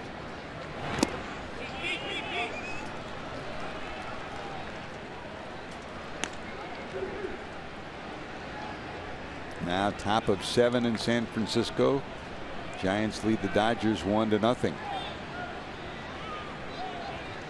Cardinals have won. Mets have won. Right now Mets have clinched home field in the playoff spot, the first wild card spot.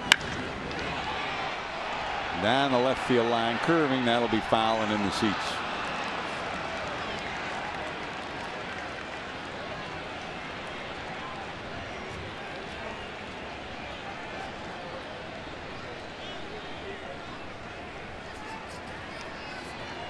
At this moment, the Giants have a half-game lead over the Cardinals in the second wild card chase.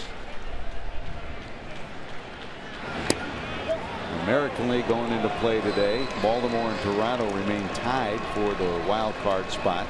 Detroit a half game back. Seattle a game back. So they're all still in play. And of course, Detroit still has that makeup game that could be played on Monday after the rain out against Cleveland. Out in front, did he go? No, he didn't. Gabe Morales saying he did not go around. That's ball 4. So 1 out, 2 on, and here comes Chris Bryant. Boy, the pitch before was very close as well. An inside breaking ball. Did he go on this? I've seen batters rung up on that.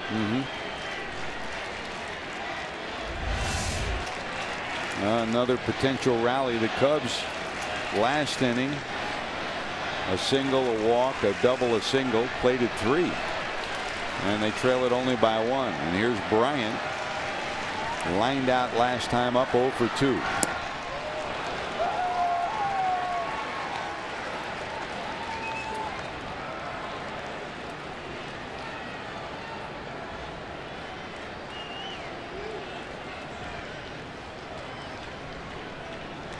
Two on, 1 out, middle of the infield, double play depth. And the dirt, good block by Cabrera.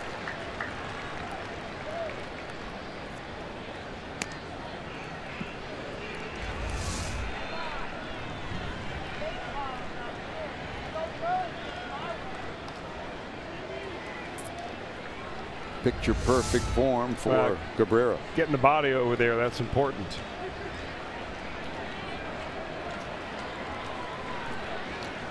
Funny, we were talking about being in Milwaukee last week, Chris, and the final day in Milwaukee.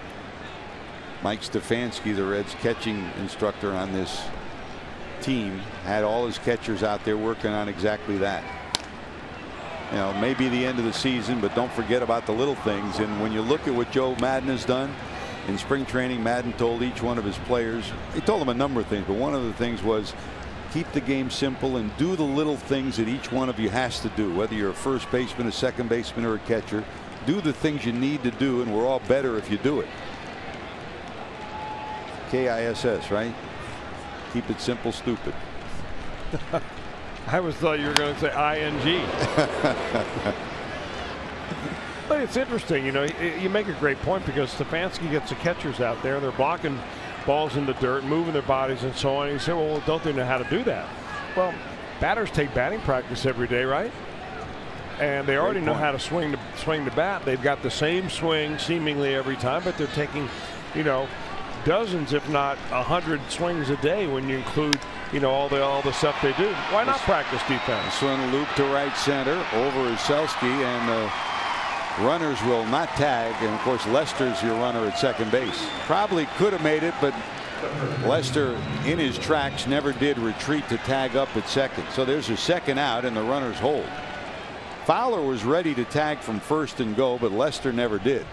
So instead of runners moving over at least one, it's first and second still, four still in effect, and now there's two away. But what if there's a play at third? What if Lester decides to tag up? Yep. He doesn't get a good break. There's a play at third. He slides. He injures himself in this ball game on trying to tag up from second to third. There would be a lot of explaining to do on that. Adelman from the stretch. Here's Rizzo, struck out and singled.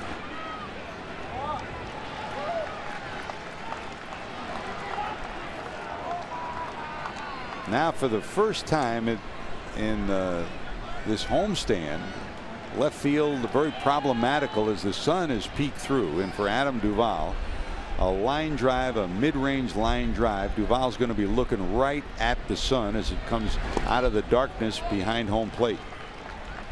Haven't had that very often of late with the clouds, but right now that's an issue for a looping line drive towards left. That's normally what we have, and there is what you see what he's looking at. That's the sun that you get the first few innings of a game being played in late June and into the middle of July.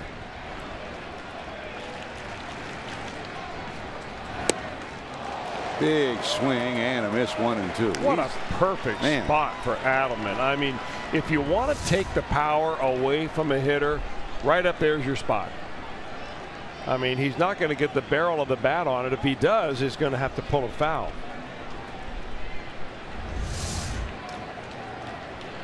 One ball, 2 strikes, 2 outs. And that's slapped the other way and out of play. And really the difference between Rizzo and Votto when it comes to that pitch is that Votto doesn't swing at that pitch. Rizzo's got more power. He's a, you know, maybe a notch better defensively. But Votto's got a much better idea of the strike zone, especially on the inner part of the plate. He just does not chase that pitch inside. Try it again. 1 ball, 2 strikes. That's rocketed into right. Kivlehan charging. They'll hold the runner Lester. The throw to the plate right on the money. So the bases will be loaded with Lester running. No chances taken at all, and wisely so by the Cubs. Kivlehan, a perfect throw on a bullet base hit. Showed us something with that arm. Well, I had heard some scouts tell me that he's got a very good arm. He's a good athlete, as you said, George. And right on the money.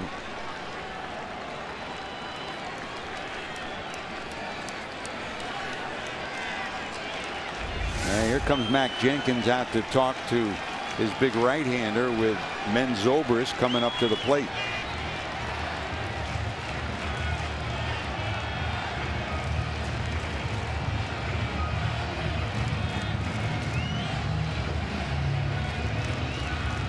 Lakewood up and loosening in the bullpen for the Reds.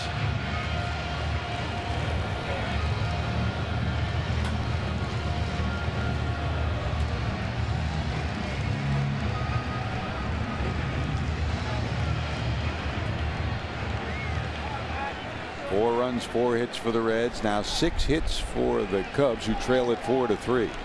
Big moment in this one. Here's Zobrist, who's burned the Reds plenty this year, including last night 2 homers and a double. And with the bases loaded for his career, most of these in Tampa Bay, 6 grand slams. Missing on the outside corner. Well, the inning started with a ground out, then Lester started it with a base hit. Fowler reached on a walk, and Rizzo singled, and we've loaded him.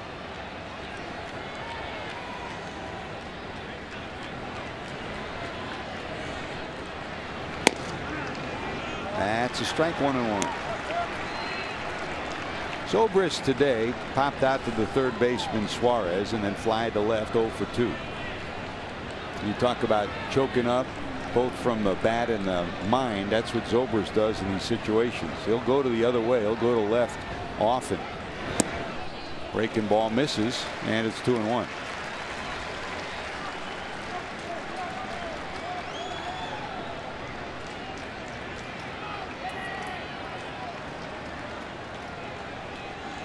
'88th pitch of the afternoon for Tim Adelman. That's a strike on the corner. He threaded the needle. Perfect spot. 2-2.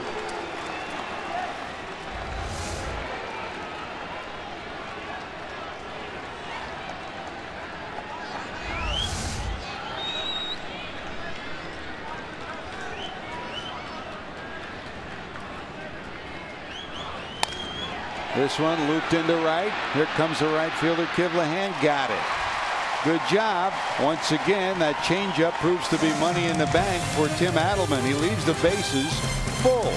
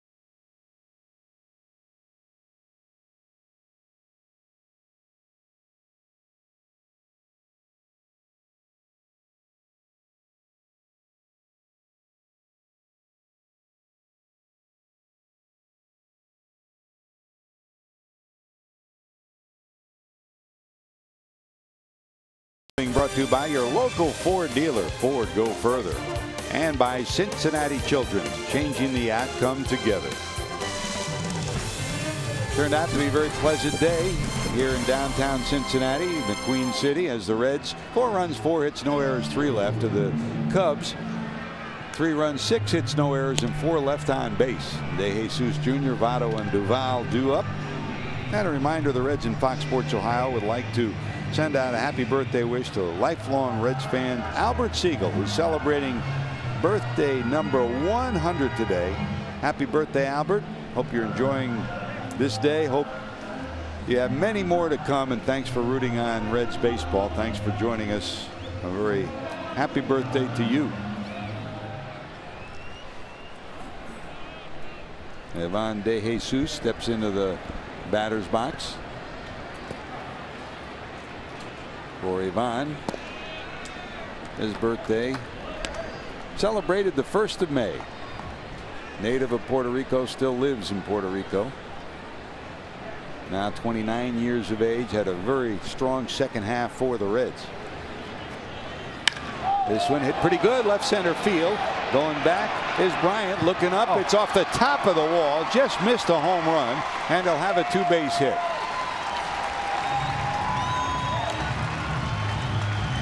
Ninth double of the year for Ivan De Jesus Jr. 2 hits last night, and this shot just missed being a round tripper. Well, he hit to a big part of the ballpark and didn't get a lot of air under it, but boy, did he get it right on the sweet spot.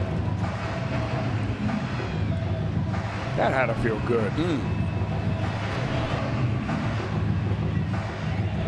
Explain that, Chris, because for those that haven't played the game, you know, you talk about hitting a ball hard. When you hit it hard, you do feel it.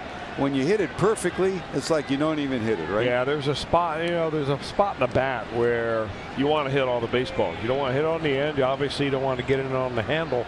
But inside the sweet spot, there's one little really, really sweet spot. And that's where you don't feel it at all. The ball just jumps. That's where number 19 hits it so often. Votto steps in. Got a base hit his last time up. 1 for 2. The average now at 324. Right where he started the day. 29 homers, now 95 knocked in. His ground out in the first inning played to the Reds' first run.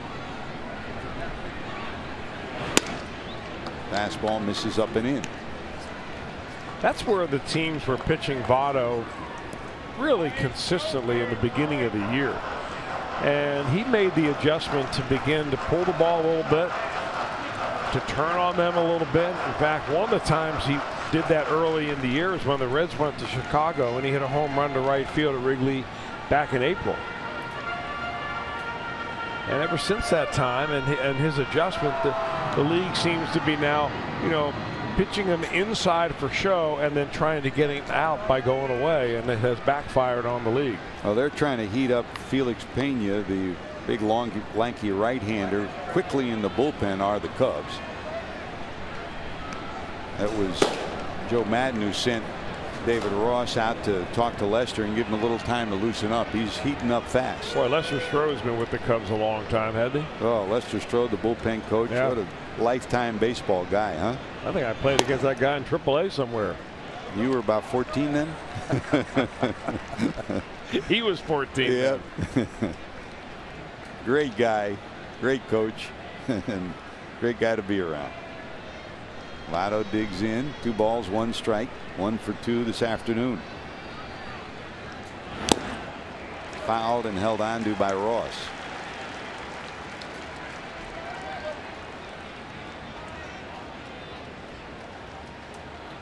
Duval on deck.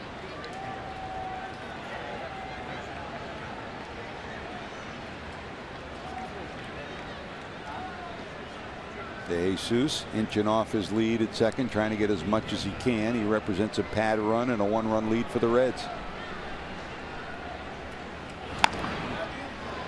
And really, where Baez is playing, I mean, if he wants, he can take third. Baez is way off the bag with the runner at second. They don't overshift against Joey, but Baez, if De Jesus gets a lead, I mean, he can't beat him to third. Well, again, you know, Lester's not going to throw to second base. The only thing he might do is do an inside move and then stand there. So if you wanted to steal third base, I mean, it's there for you. 2 balls, 2 strikes. Grounded. That's a fair ball. Down the line. Here comes De Jesus. He's going to score. Votto rounds first, goes to second. 2-base hit, number 33 on the season for Joey Votto. Another run batted in. And hey, Votto's got an outside shot at 100. That's 96 runs batted in on the year. Well, on the previous pitch, Votto nearly hit it fair down the left field line. This time he gets a ball inside, just tops it right down the line. And it stays fair, goes right over the bag. Actually, the first bounce after it goes over the bag is in foul territory, but that doesn't matter. Fair ball all the way for Votto, RBI. Reds lead back to 2. Chad Whitson, the first base umpire, right on top of it as it whizzed past him. So Votto's in scoring position for Duval. Down to third. Baez the backhand, the long throw. It'll kick away. Votto will go to third. Going to second. They got a play on him. He will be out at second. Rizzo was lucky because it bounced right back towards him. Votto winds up at third. It'll go as Votto going to third on the error, so it'll be an error on the throw. Another look. Well, nice play by Baez to snag it, and then it came loose. Ball was really thrown hard over there. Rizzo can't pick it, but the ball came back to him easily enough. I don't mind that aggressive base running by Duvall at all. He didn't know where that ball was going to bounce. Normally when the ball gets by the first baseman, you pick it up and go to second. I mean, Rizzo didn't have a chance on that one. It exploded right in front of him.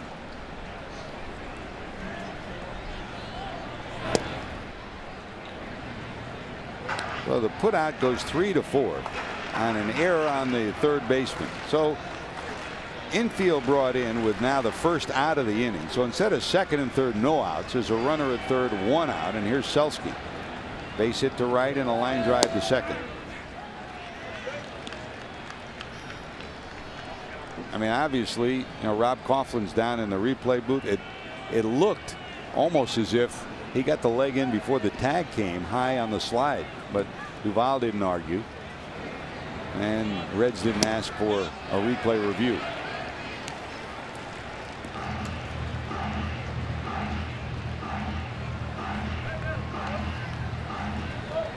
Well, he allowed 3 for the first time since August. Lester's now allowed 5 runs for the first time since right before the All-Star break at Pittsburgh, his final start before the All-Star break.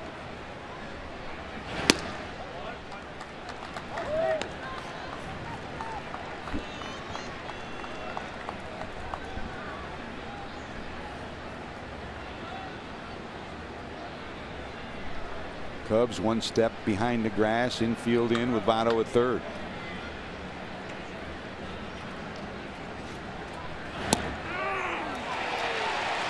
Selsky thought it was low. Tom Hallion gets the final call on this one. That's a strikeout and out number 2 on the inning. It's a good example of a well-placed cutter. I think Selsky thought it was going to be outside, and it just came right back and hit the very bottom of the strike zone. That's about as good a pitch as you can make, and that's a pretty dynamic strikeout call there for Tom Hallion.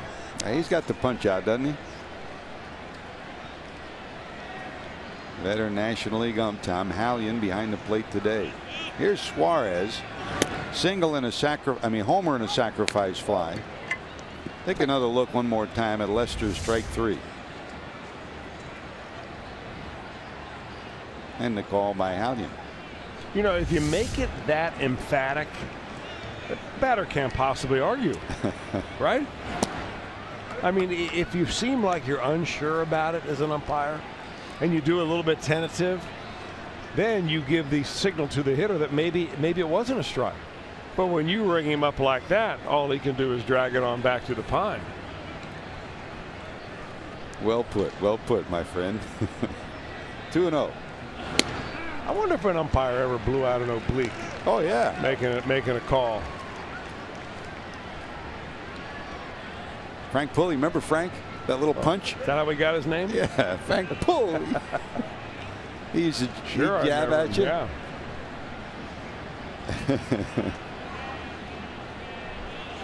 Dutch Renner was bringing up like he's singing an opera. You could hear him from here to Kentucky, couldn't you? He did it with the vocal cords.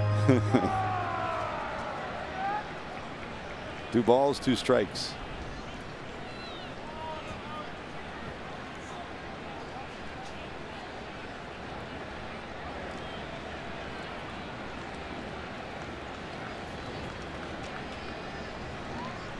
Two balls, 2 strikes. Votto still sitting at third. Reds trying to get him in now with 2 away. And that's wide. Another full count. 3 balls, 2 strikes to Suarez.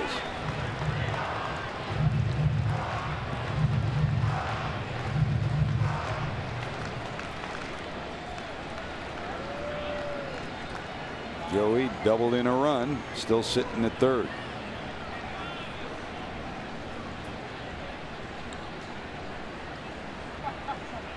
Setting up down and away is Ross. That's the same spot that Suarez delivered his home run down the right field line back in the second.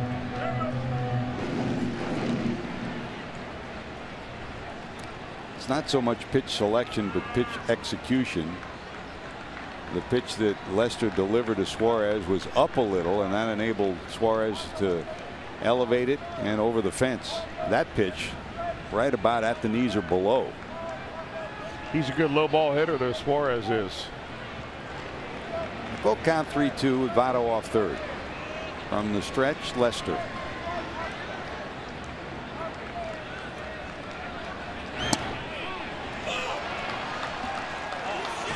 David Ross is 3 steps to the dugout.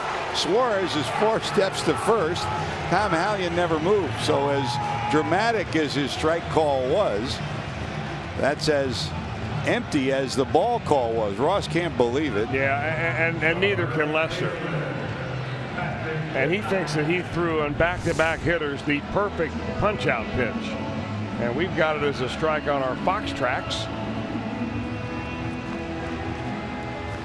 Well, that's the kind of pitch that umpires will go back and they'll rewind the game and they'll take a look at it and see it all over again. You know, I'm not sure, but we won't know after the game. We go down and see Tom Hallion, but I think he might have said, I missed that one, because you look, he kind of pointed at himself as if to say, I missed it. It sure looked like that. And that's just, I mean, we're just speculating. We won't know till we go down there.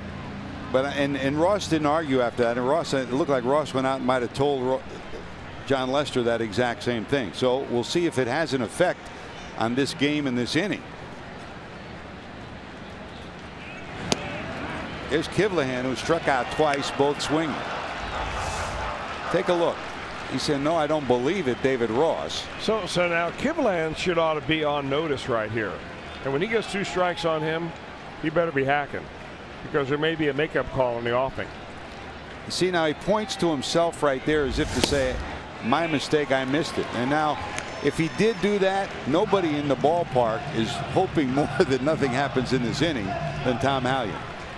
And again, we're just speculating. We won't know till after the game when we talk to the umpires and to the players who are involved. Going to run it up the ladder on him. 0-2. That's high, and the runner from first, Suarez, goes to second. So a stolen base for Suarez. That'll be 11 for Eugenio Suarez. So now a base hit can plate 2. 1 ball, 2 strikes to Kivlehan.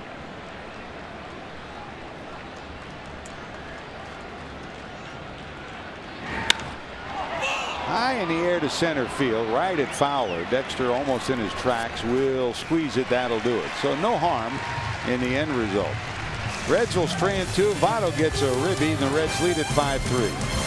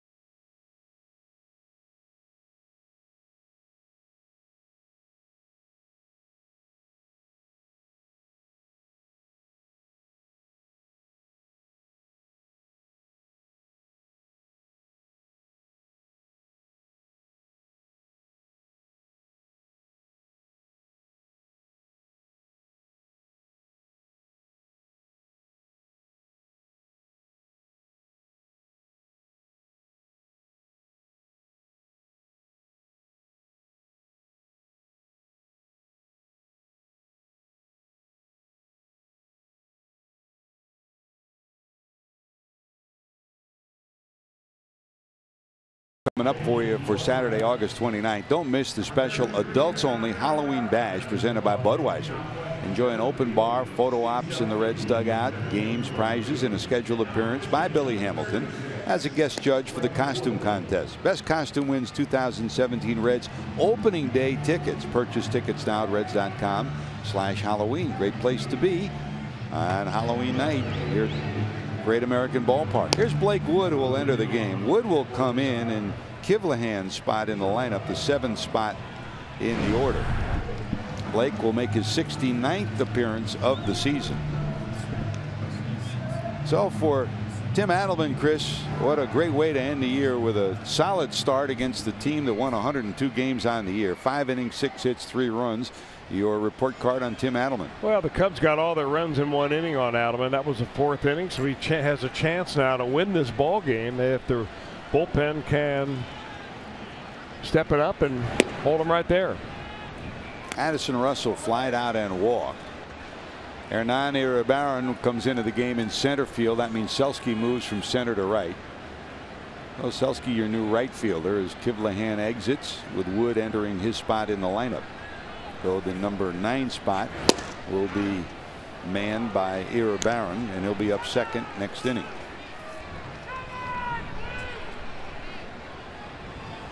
No balls, 2 strikes to Addison Russell. Russell, part of that rally in the 4th, a single, a walk, a double, a single, produced the 3 runs that the Cubs had. In the corner, that's a strike. Strikeout number 1 for Wood.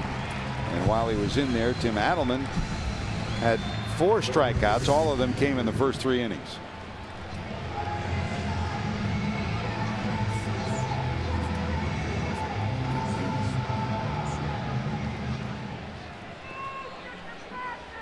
No argument for Madison Russell on that Tom Hallion strikeout call. Here's Jason Hayward, struck out and then hit a liner to right that Kivlehan started in on, and it sailed over his head.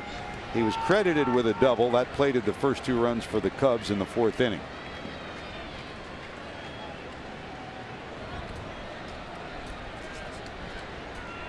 Pedro Strop is starting to loosen in the bullpen for the Cubs.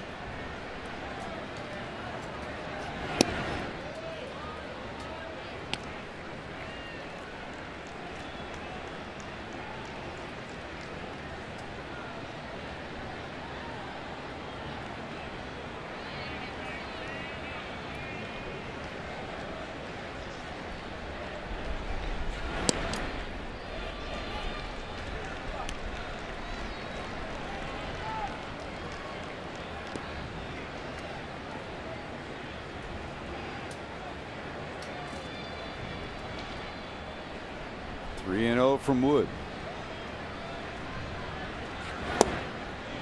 And there's a 4-pitch walk, so 1 out, 1 on. The tying run will come to the plate. It's Baez. 1 for 2, a single that knocked in a run. And don't forget, every weekday morning, Skip Bayless and Shannon Sharp go head to head on the day's hottest sports topics. Undisputed with Skip and Shannon, weekdays at 9:30 a.m. Eastern, 6:30 Pacific, only on FS1.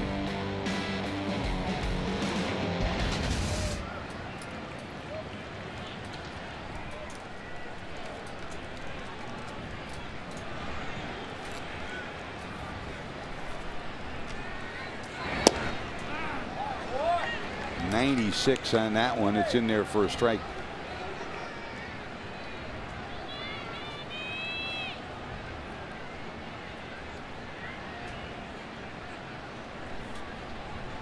Michael Lorenzen heating rapidly for the Reds.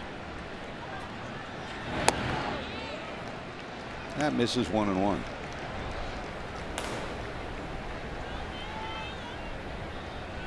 Starting to stretch it out is the big, strong right-hander for Cincinnati.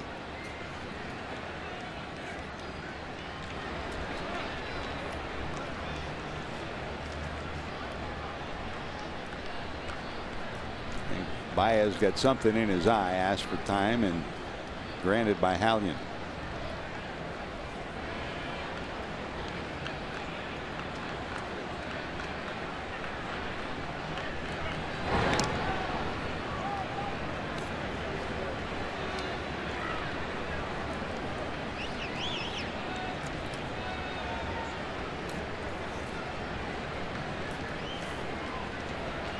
Cabrera rolls through his signs for Wood.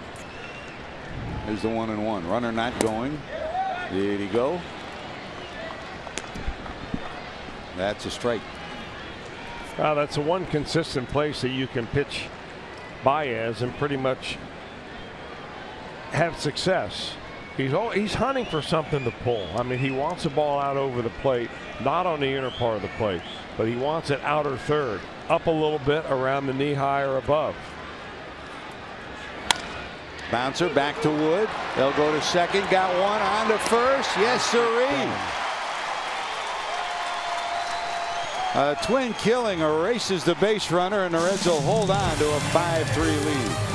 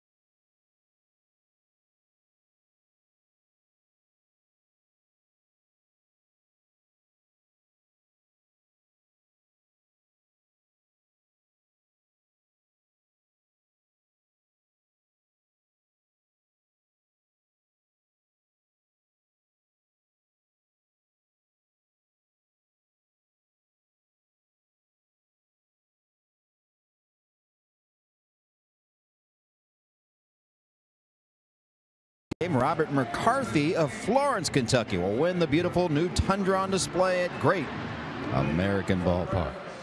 And speaking of home runs, counting down the top moments of the season. Moments number 5, a couple of walk-off wins via the home run. Joey Votto on June 7th. See you later, walk him off. Big celebration at home plate. And then Scott Schebler, right when he came back from AAA on August 2nd, big old bat flip and a monster home run off of Sung Wong Oh. And the winning bounce. Walk-off home runs, moments number 5. JD, you talk about the walk-off home runs and the home plate celebrations. I mean, every year, you're down there by the dugout all day long. That Schebler home run may be the most animated home run celebration that we saw all year, huh? It really was, and he was asked afterwards about that bat flip. He said, I might have got a little, might have overdone it just a little bit, but hey, it was a big one in my career. There's Cabrera hitting the 8th spot. You know, I mean, put it in perspective. You were down there when Schebler struggled hitting under 200 the first month. To come back after getting it together down at AAA and then come back that way, that was a big moment. Really was, George, and you got to hand it to him. He went down to AAA, didn't bellyache, got his act together, and now really going into next season, they're going to cement him. Someone else is going to have to unseat him from one of the outfield positions. Here's Cabrera, struck out, grounded out, 0 for 2. Here Barron hitting in the 9th spot, due up next. Pedro Strop, the new pitcher, he takes over for John Lester. Lester went 5 innings. The Reds 5 runs, 6 hits. Lester struck out 6 in his time. This one down the right field line and into the seats. And speaking of change in pitchers, with the right-hander now in, and Ira Barron came in the game in center field with the left-hander up. Now Schebler has moved into the on-deck circle with Ira Barron due up next. power arms in his bullpen now, especially with the guy at the end of it, Chris. Yeah, they had power before, but they've got a little extra octane there in the very last inning with Aroldis Chapman on board.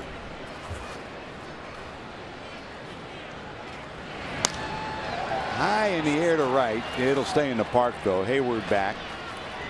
Taps the glove, hauls it in. One away here in the 6th. And here comes Schebler.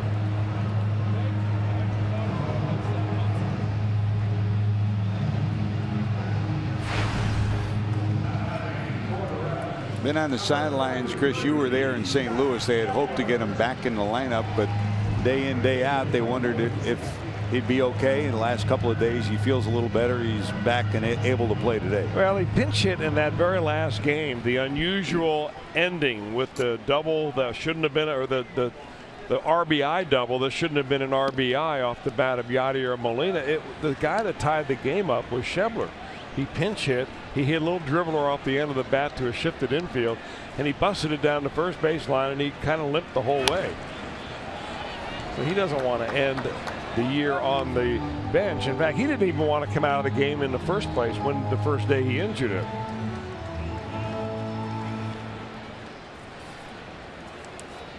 I think the difference for Schebler is simply he's just so much more relaxed. In spring training, he was so anxious to show everybody that he was ready to play in the big leagues that he just didn't relax at all. He played tight.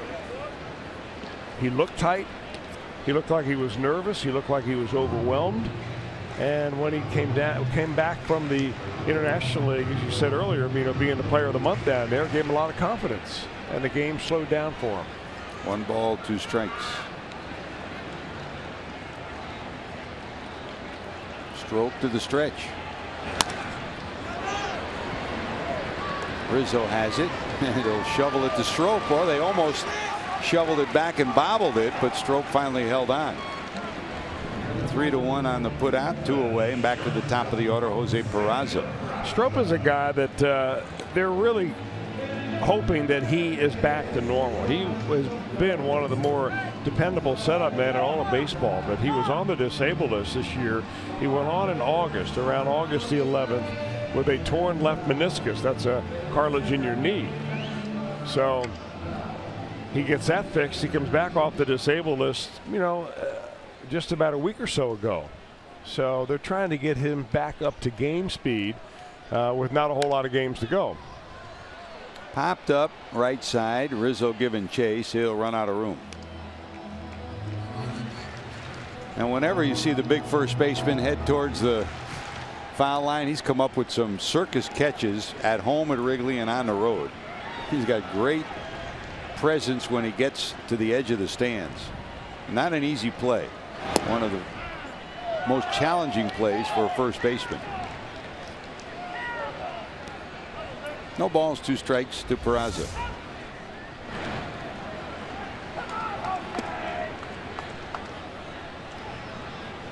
And now the red side getting on Hallion after that strike call.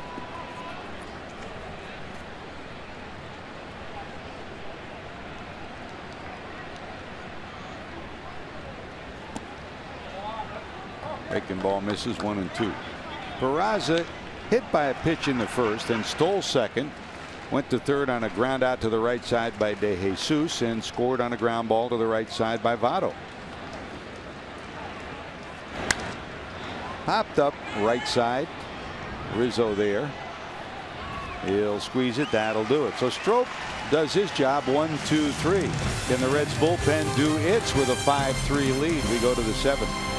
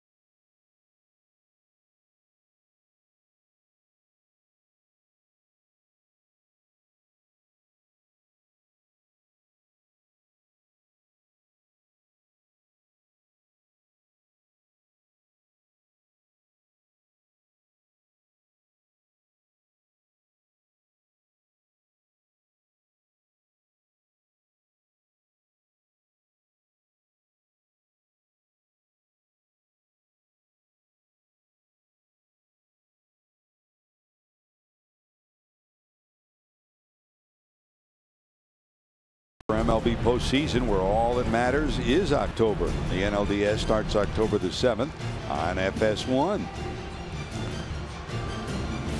And if you joined us late, here's the story from today. The Mets beat Philadelphia 5-3. They clinched the top wild card spot, so that spot now locked up by Terry Collins and the Mets. Congratulations.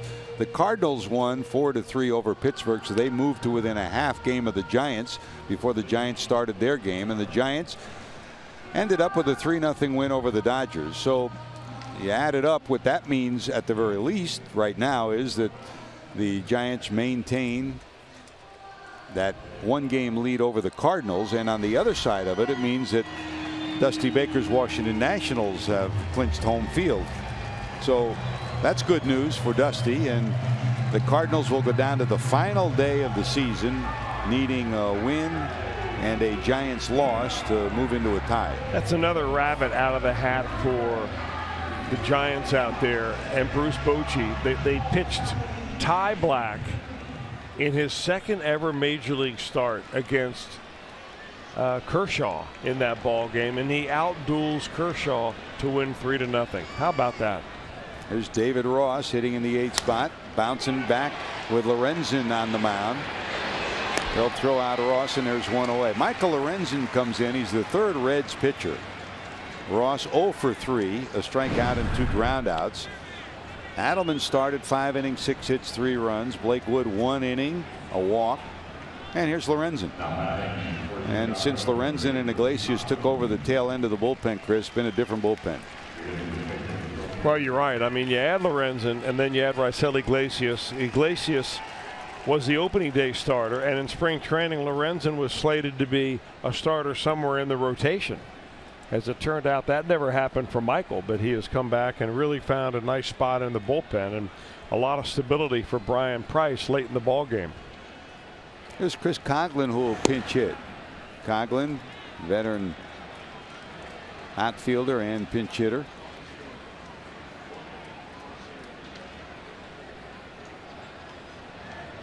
Strike 1 from Lorenzen.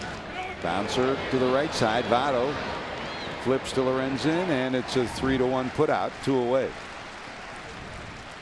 So the pitcher's spot pinch hit for, that means Hector Rondon, who's loosening in the bullpen for the Cubs, will probably be the new Cubs pitcher. Well, the two guys who off and on during last winter you thought might be in the starting rotation, each of them had physical problems in spring training. Neither of them made the opening day roster, but Lorenzen and Iglesias have given the Reds a completely different look in the bullpen. The question that Dick Williams, the new general manager, who will take over on November the 1st, Walt Jocketty, Brian Price, Mac Jenkins, Ted Power will all have, Chris, is how will this bullpen be formulated? Will either of those two guys be back in the bullpen, or might one or both of them have a shot at the starting rotation? The question, of course, for Iglesias is all about his arm and being able to withstand 30 to 33 starts. If the Reds are able to go postseason, you're looking at, maybe 35 starts or more. Or would they be better off putting him in the bullpen? And I think that's only something that his arm is going to end up making the decision on. I think he likes being a closer, but he would be somewhat of a hybrid closer too, because he's a guy that I think Brian Price thinks that you could use him in a way that you don't use other closers anymore, like 2 innings and then give him a day or 2 off, which means you better have closer 1A behind him, and they may have that with Michael Lorenzen. There's hit number 1,000 for his career off the bat of Dexter Fowler. 2 hits today. You saw him clap the hands as he left the batter's box. He had an 0 for last night and gets congratulations, and rightly so. 1,000th career hit for Dexter Fowler. He's had an outstanding year. 13 homers, 48 knocked in at the top of this order. They want the baseball for number 1,000. Lorenzen not sure what they're talking about, and they finally get him the baseball, and there's number 1,000 for number 24. And you see him showing the bench. That's why it's number 1,000. He's telling everybody on the Reds bench, why? What do you want the ball for? Yeah, they have no clue in there. Yeah. It's 1,000, man. Neither did I. Maybe he ought to just give us a little Ricky Henderson speech while he's at it. I am the greatest. And he's got to be a little embarrassed about the way it unfolded, too. Wow. Votto says 1,000. I've had that many since the All-Star break. Swing and a miss to Bryant. So far today, fly ball to right, line drive to short, fly ball to center. Bryant 0 for 3. Sitting on 39 homers, 102 knocked in.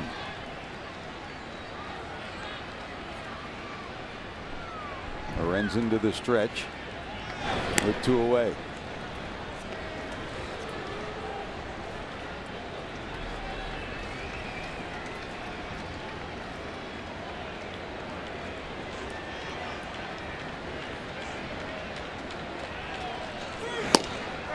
Waving at that. Lorenzen a strong inning even with the base hit. Michael Lorenzen nails down the 7th. Reds still lead it 5-3.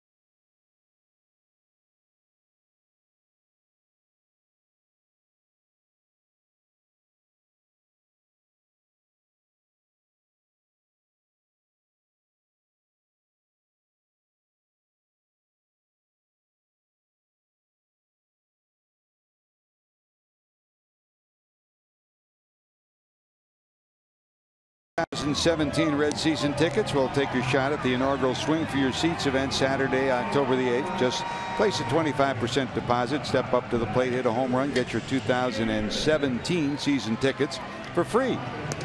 For additional information, call 513-765-7500 or visit reds.com/swing. Rules and restrictions do apply. You know, Chris, you come to the end of any season and it's always special, and you know your baseball family's one family, and then everybody gets to spend time with their biological family. And we're going to say goodbye to somebody who's been so much an integral part of the Reds this year. Lois Hudson, the director of minor league administration. Lois has been so much a part of the Reds for so many years, you know, with Chief Bender, and she's going to hang up her spikes at the end of this year. Someone who has been so much of an integral part of the growth of so many people. 29 years with the Reds. They honored her this last homestand, and you and I over the years have had so much enjoyment being with her, talking baseball. And there's so many players who have been herded through the Reds organization as minor leaguers who, didn't know where to go, what to do, how to get their visas, how to get food, whatever. Lois was there for them, and we wish Lois and Jack only the best for a great retirement and another legacy. Someone who really was so much a part of it. Over the years, when you and I started doing games 24 years ago, there was Lois Hudson, Wilma Mann, Ginny Camp, Lois Schneider, and they all have helped us so many times in so many ways. And going to be sad not to walk past her office and see little Lois there. You're right, George. That position is oftentimes just an anonymous person sitting at a desk doing all the grunt work that needs to be done for the organization to continue. There's a rocket into left center field off the bat of De Jesus. He will have his second double and maybe more. He'll pull up at second and take two. 2 hits last night for Ivan De Jesus Jr. and 2 doubles today, and he'll lead off hit here in the bottom of the 7th. And the Reds have a runner in scoring position. I got to think that Ivan De Jesus Jr. doesn't want this season to end right now. I mean, he has come on so strong in the last few weeks. For a while there, he wasn't getting any touches or playing time at all because, you know, they're bringing up Peraza. They had Brandon Phillips playing. They were just looking for a place to play Peraza, and De Jesus was the forgotten man. With Phillips on the bench, they needed a second baseman every day, and he has really delivered. Well, here's Joey Votto, 2 runs batted in today, now 96 on the season. So sitting out at second is another insurance run for the Reds, who lead it by 2. De Jesus bounced out, walked, and then the back-to-back doubles. He scored on the Votto double in the 5th. Big swing from Joey. Rondon doesn't mess around. You know, Strop throws 95 to 96. Rondon throws 97 and 98. And of course, the left-hander they have down there reaches up over 100. Rondon was the closer before Aroldis Chapman came to town. Closed 18 of 23 before Chapman took over. Big arm, big motion. Big arm at the 8th and 9th inning of games for the Cubs here in the second half. Votto 1 ball 2 strikes. This one drilled to right center field. That's going to be all the way to the wall. It'll be another double for Votto. He did it again. Back-to-back doubles. Votto another run batted in. That's 97 on the year. And the Reds now lead it 6-3. It's really unbelievable how he's able to adapt and take advantage of what he learns on the pitch before. This pitch comes in at 98 miles an hour. Rondon gets it down a little bit. It's easier for Votto to get the bat head to it, but still, 98 is 98. And Votto sizes it up perfectly and lines it in the gap. A bullet to the back of the wall. Here comes De Jesus with the run, and the Reds have a 3-run lead. 34 doubles for Joey now. 96 knocked in. And what a professional hitter. There's Duval, struck out, walked, and reached on an error.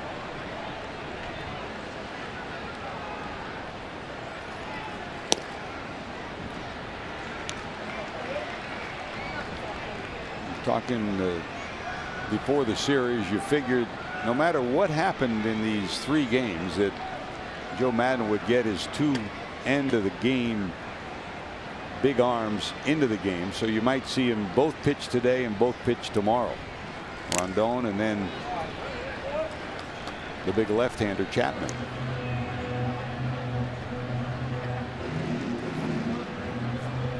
For the Reds now, 6 runs, 8 hits. 3 runs, 7 hits for the Cubs. Aroldis lurking in the bullpen. The big left arm came over from the Yankees.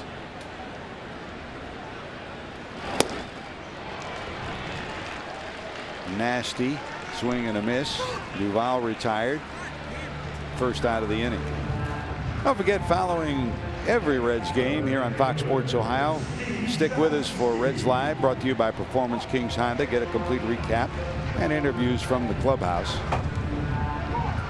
JD will be back down in the condo after today's game to keep you up to date on what's going on. Brian Giesenslaw as well. Jeff Pecoro doing Kentucky football today. Be back with us tomorrow. Yeah, he's down there accompanying the Wildcats as they make a trip down to Alabama, and we wish him luck on that one. On the field and off.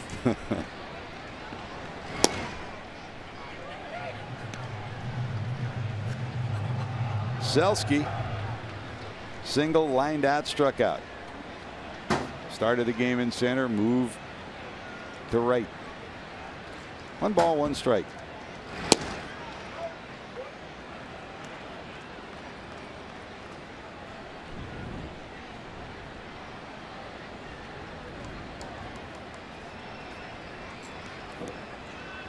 Now, Chris, you get to the postseason, and if you looked at the Cubs of a year ago, and remember they were highly successful during the course of the year. They won over 90 games, 97 wins. They defeated Pittsburgh in the wild card game, then beat the Cardinals, and then lost to the Mets. This year they've got the equation that you really need. Two big arms at the end of a bullpen that you can use almost every day. Well, they've got good arms at the front of the rotation and great arms in the back of the bullpen.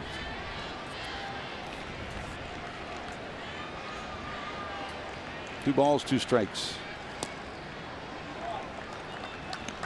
Down and away for a ball. We'll go full 3-2. Although, as the Reds have shown in this inning, 98 not what it used to be.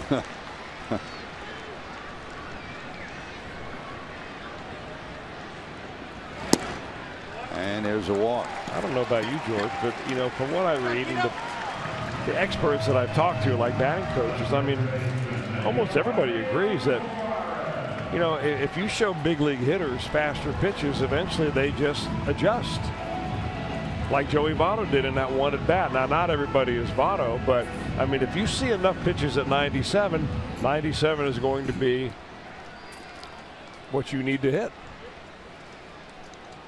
I'm not so sure that a human being can throw it hard enough over a long period of time that just throw it by hitters without them adjusting. Here's Suarez. What a day. 2-run homer in the second, his 21st of the year. Sacrifice fly for his 3rd run batted in of the game in the 3rd to make it 4-0 Reds, and a walk on a 3-2 pitch in the 5th. Facing Rondon. The Reds have had some power from third base in recent years, and Suarez joins a list that's pretty impressive. Well, of course, Todd Frazier known for the home run ball. He had 40 this year for the White Sox, but he's hit 35 last year, 29 the year before that. Remember a guy named Edwin Encarnacion? Looped into right center. It's sinking. It is caught by Fowler, and the runners will hold.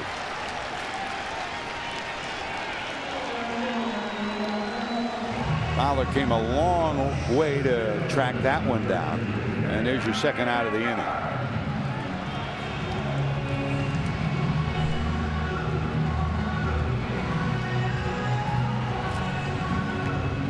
And by the way, both Edwin Encarnacion and Todd Frazier free agents at the end of this year. Be interesting to see where both those guys wind up.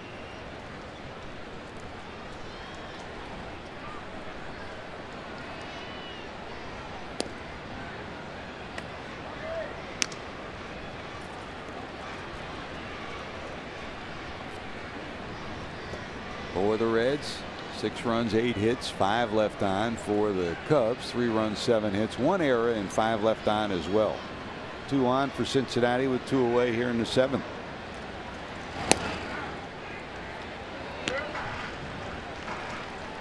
After an outstanding year at AAA, Chris, Iribarren is one of those guys who really trying to put a vote in for himself for next year as a bench player on this club. And if you look at where the Reds can get better, you talked about the bullpen and a left-hander or 2, certainly.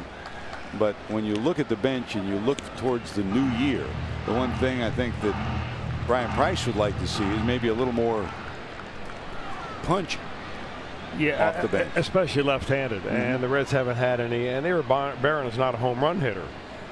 But the Reds brought him up, I think, for 2 reasons. One, to reward him for having such a tremendous year down in AAA. Was not on the roster. They didn't have a roster spot available for him. But they also probably saw and got reports from people that saw him that say, you know what, this guy can come off the bench and hit big league pitching late in the game. That's when you face the toughest pitchers the other team has, like Rondon, who he's facing right here, and he's got a good hitter's count, 3-1.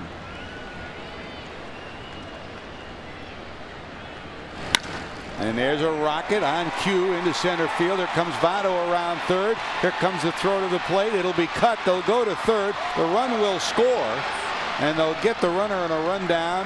Tapped out at second base, but the run crossed the plate, and a single by Iribarren gives him a run batted in, and the Reds play add-on and lead it 7-3.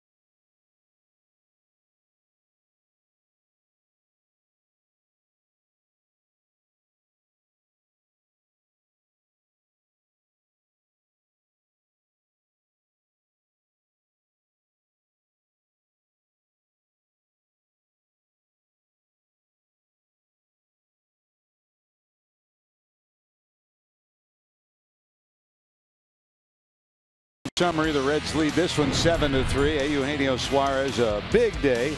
A home run from Suarez gave the Reds a 3-0 lead in the second. A sacrifice fly made it 4-0, and the Reds had a big lead. Jason Hayward paced a 3-run fourth with this line drive over Kivlahan's head and right.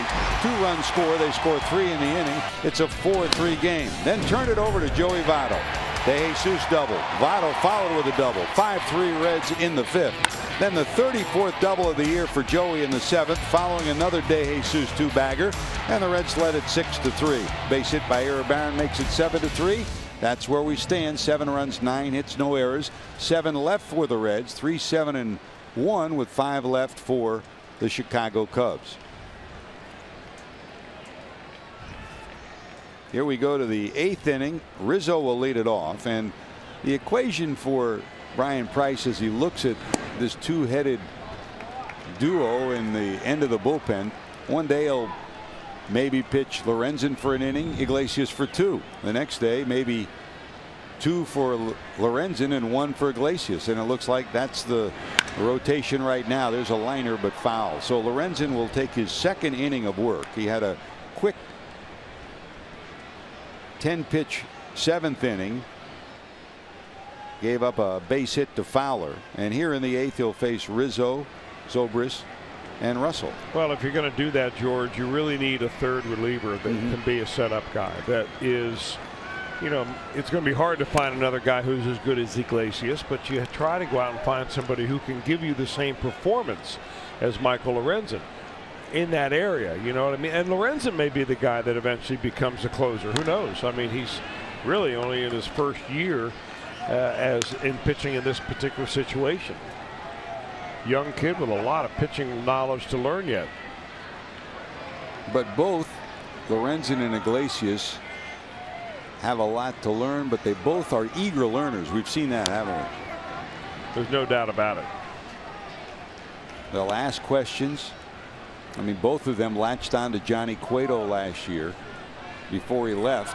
Learned a lot in the mental side of the game. And they've got a guy who was maybe one of the best pitching coaches in all of baseball as their manager now there in Brian Price. Short swing from Rizzo, foul back. Rizzo struck out, then singled to left and singled to right. 2 for 3 for the Cubs first baseman. Got a hit off Lorenzen on the road trip in Chicago. That's the lone hit he has against him. Dribble down to short. Actually, it'll go to the second baseman with the shortstop moved over to play second, so it'll go as 4-3 as you're put out as De Jesus Jr. gloves it. Hey, don't forget, get ready for Reds action tomorrow on Fox Sports Ohio with Reds Live presented by Ray St. Clair Roofing. Final home game, final regular game of the season. That's tomorrow, and Robert Stevenson will try to even his record, and this is rookie year at 3-3. He'll face another one of those Cy Young candidates, Kyle Hendricks. Hendricks has had just a remarkable year. Just goes to show you what you can do, and you can spot your fastball and have a real good changeup. I know that's oversimplifying it for Hendricks, but basically that's what he does.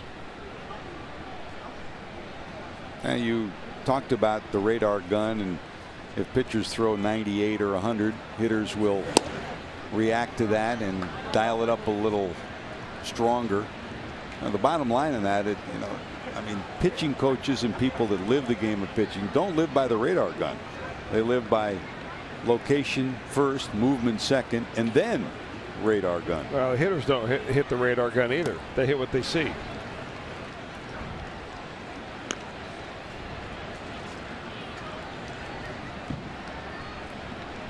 How do you tell that to young kids? Location is first, movement is second. How do you tell it to college coaches that are looking at radar guns first?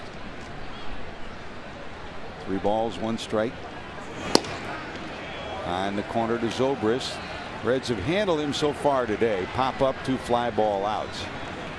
Ben had 2 homers and a double last night.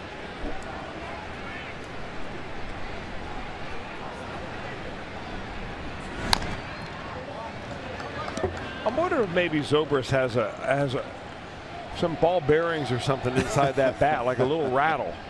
And then when he hears it rattle at just the right speed, then he's ready for that pitch to come. Watch him just kind of shake that bat.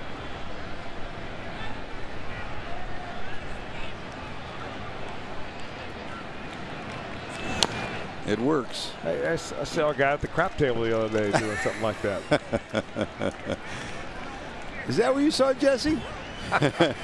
Didn't do him any good.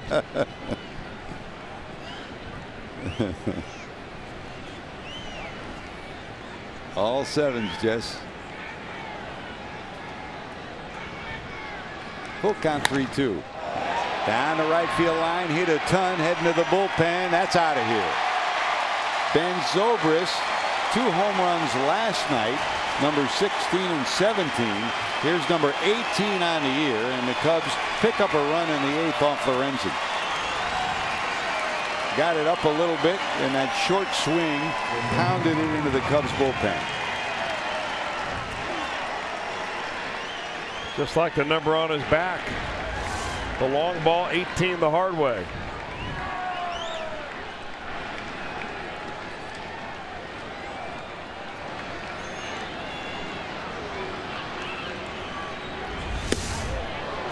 Well, he accounted for numbers 37 and 38 against the Reds last night that the Cubs have hit. There's number 39.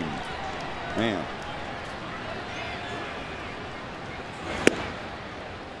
And here's Addison Russell 0 for 2 and a walk.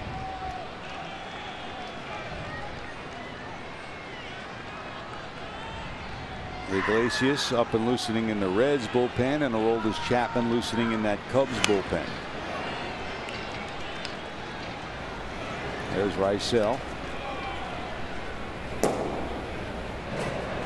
And those two guys at one point were in the same bullpen. Now number 54 in a Reds uni, whereas 54 in a Cubs uni. One point they're in the same country. Dreaming about playing Major League Baseball. 3 balls, 1 strike to Addison Russell.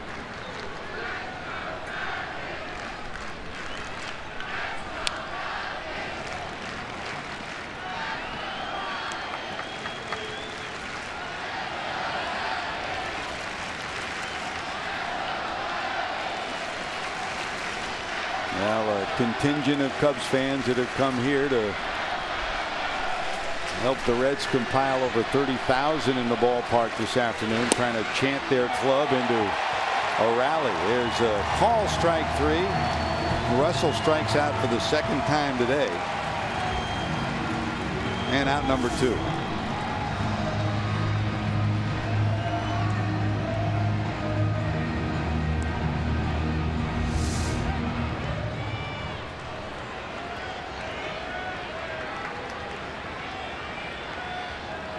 Here comes Hayward. Jason struck out back in the 2nd, doubled in 2 runs in the 4th, and walked in the 6th.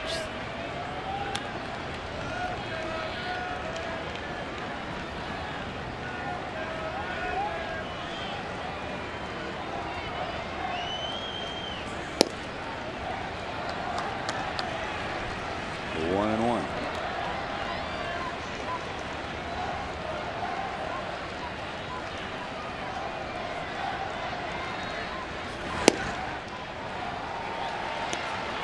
Ball, 2 strikes to the Cubs right fielder.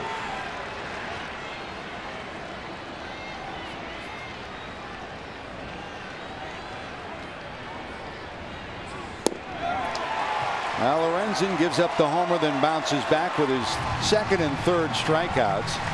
And the Reds hold on to a lead. Aroldis Chapman loosening and ready to come in. Once he did it for the Reds, now he'll do it for the Central Division champion Chicago Cubs when we return to Great American Ballpark.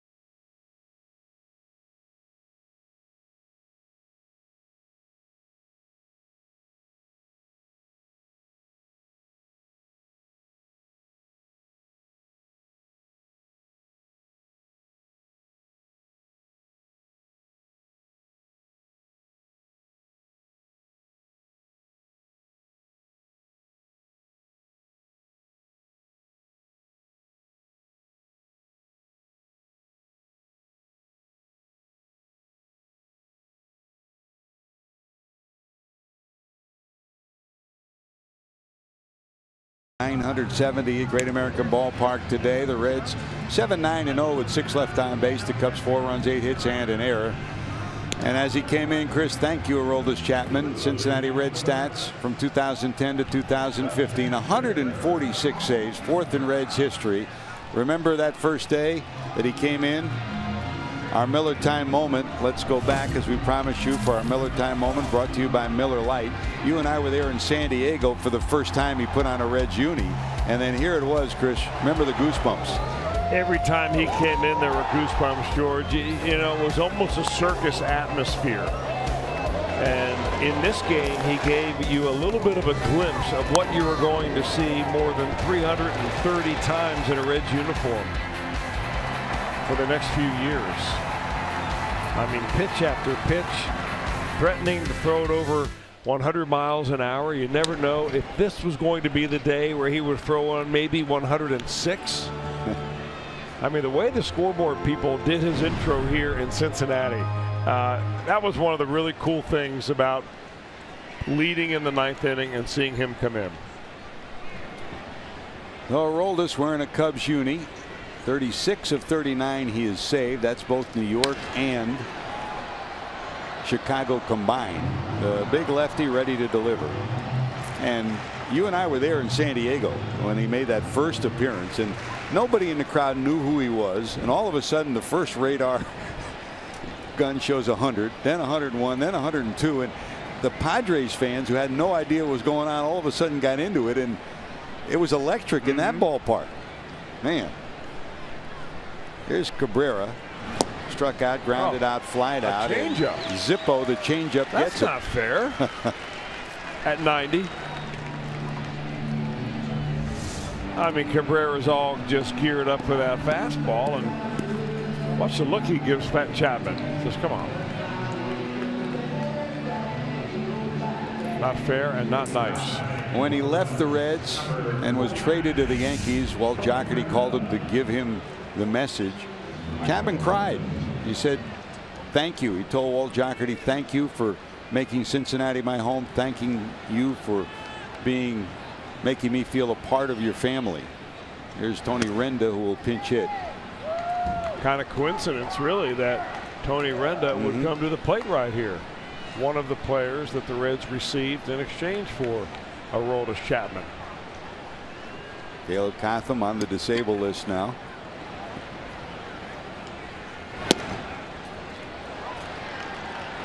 One ball, one strike. And when he left the Yankees, was traded to the Cubs. I mean, it was made clear that we're going to be in the hunt for you. We want to bring you back to New York. So it remains to be seen. He will be a free agent at the end of this year. If the Cubs experience a tremendous October and they were to win a World Series, might that emotion stay with him? Might he go back to New York? So the offseason will be an interesting one for big number 54. Well, they both have plenty of money to spend. When we talk about, last inning, we were talking about Raisel Iglesias. Would he be a starter? Would he be a closer? That was the same conundrum that the Reds had with this guy. He was signed to be a starter. They needed a closer and never looked back. 1 ball, 2 strikes. I mean, the Cubs just signed their front office top dog, Theo Epstein, for a 5-year, $10 million a year deal, maybe more than that. I mean, that's what has been leaked out, and it could be true or could not be true. But they're going to spend that on a front office person.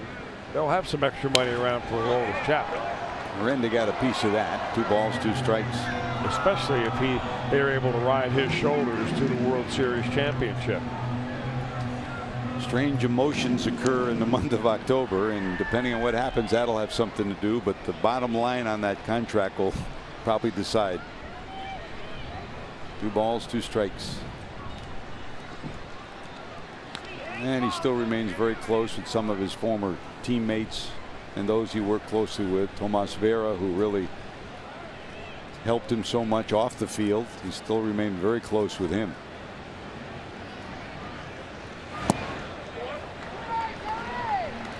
What movement. You talk about location first, movement second, and velocity. This guy's got all three. It's the trifecta, huh? Well, the other thing is that he's so close to home plate when he cuts loose with the baseball. Long arms, long legs, great extension.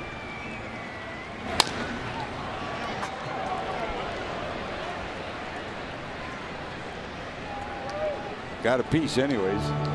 There, you woke up the whole grounds crew,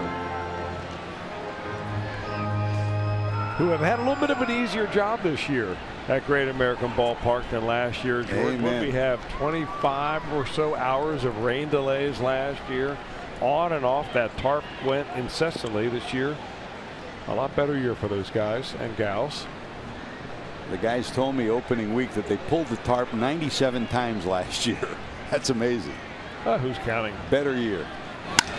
This one blooped into center. Here comes Fowler, though. Renda battles 3-2. Fly ball out to center.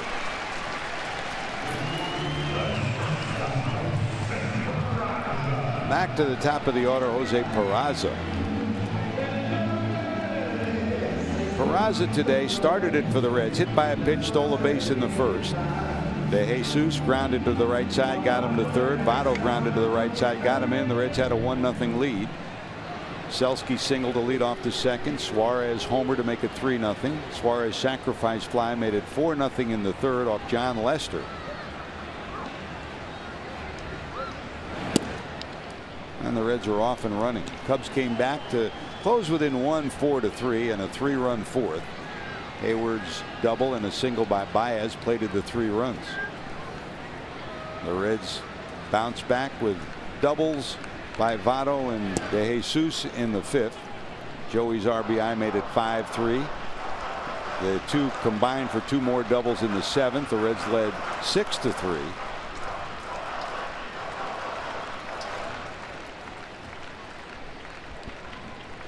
Played add on. They lead it 7-4 right now.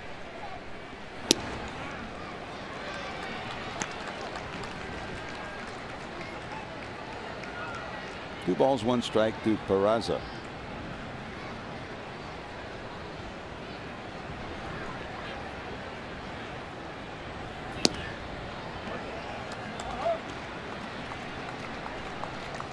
And the other remarkable thing for this Cuban-born left-hander who grew up a lot with the Reds in the minor leagues and the majors, he became a U.S. citizen down in Miami. So for Aroldis Chapman, a memorable few years here in the United States. And Peraza muscles a hit into left. The Reds have a hit off Chapman, and here comes De Jesus. What a day he's had. 2 hits last night, 2 doubles today. And each double to lead off an inning set up a Joey Votto double for run scoring hits for the Reds.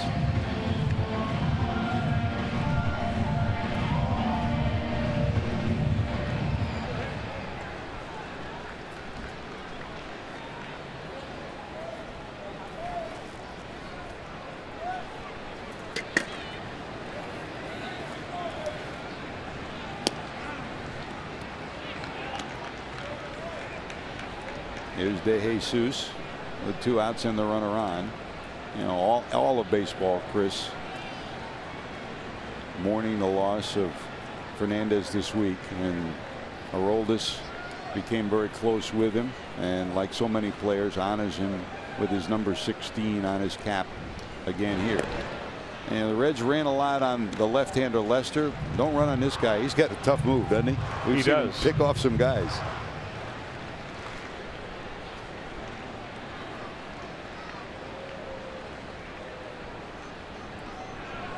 He's going, and it's down and in.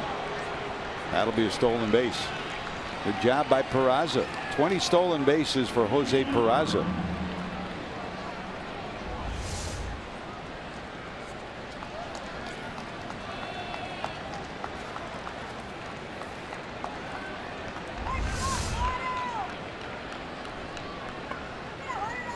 Insurance run sitting out there for the Reds for Ivan De Jesus Jr. In addition to the 2 doubles, he walked and had a productive ground ball out in the first. So every at bat's been a good one. Slider misses. 1 ball, 2 strikes.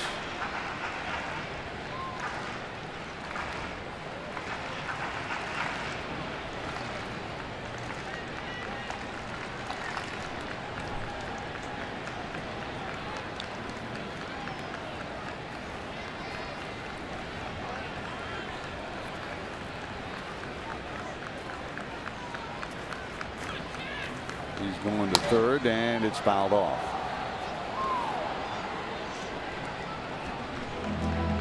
Chapman paid attention to him at first, and he stole. He's paying no attention to him over at second with 2 away. More concerned with the batter, De Jesus.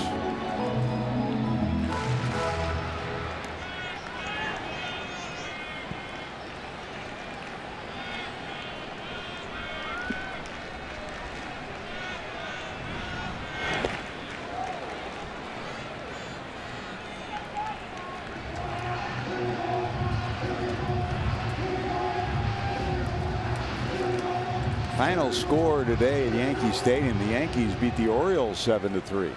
So that means that as of this moment, the Orioles drop a half game back of Toronto for the top wild card spot. They're now tied with Detroit, a half game back of Toronto. Fouled at the plate again with the runner going. Tonight, Blue Jays will be at the Red Sox.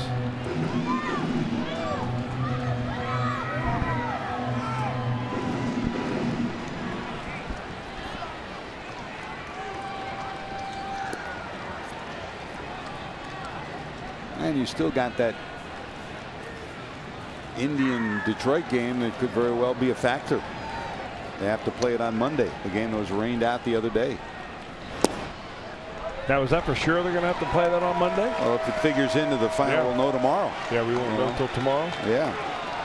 Now, Ivan De Jesus thought that was ball 4.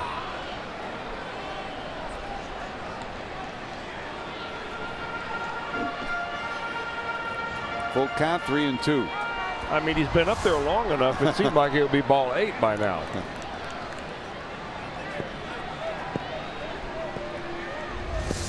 Chapman has had to labor a little bit this inning.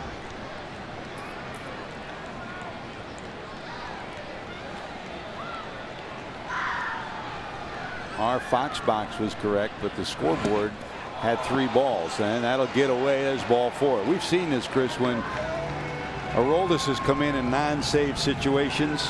Not the same intensity, not the same aggressiveness, and not the same strike throwing machine that he can be.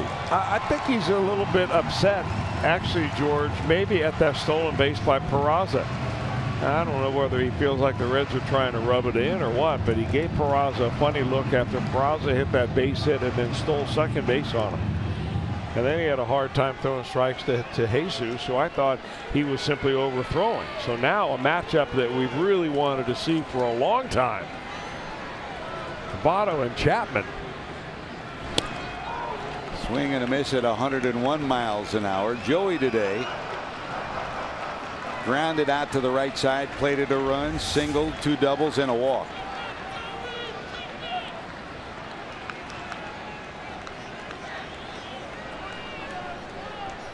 Why am I swinging at that? It was right down the middle. 0-2.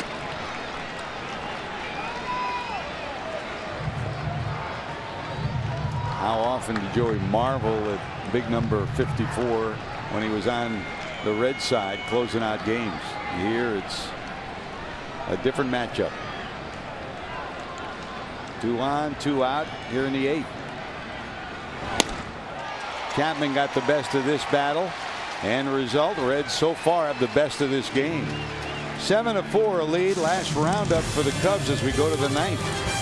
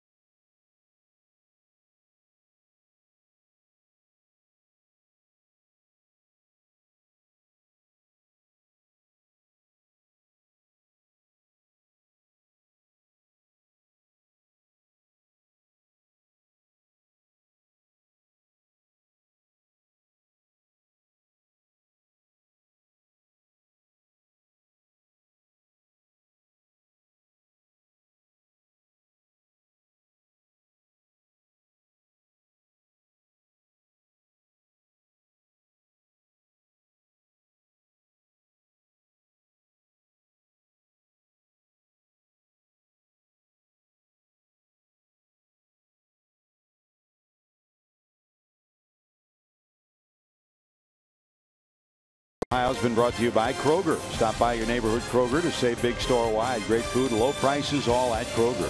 And by Toyota. For over 30 offers, visit buyatoyota.com. Toyota, let's go places. Hey, Reds fans, catch all the action tomorrow when the Reds take on the Cubs for the final game of the season for as low as $13. Thanks to Delta Airlines. Fans in attendance will receive a 2016 team photo. For tickets, call 513-381-REDS or visit reds.com/tickets. Robert Stevenson will try to pick up his 3rd win of the year. He'll come in 2-3 against Kyle Hendricks. He'll try to win his 17th.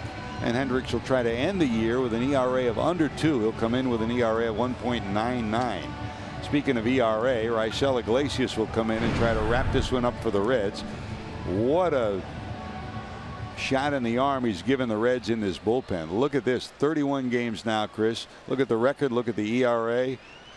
He's been golden. He's got a lot of weapons. I mean, he really does. He was throwing 98 miles an hour the other day from a low sidearm arm slot against the Cardinals.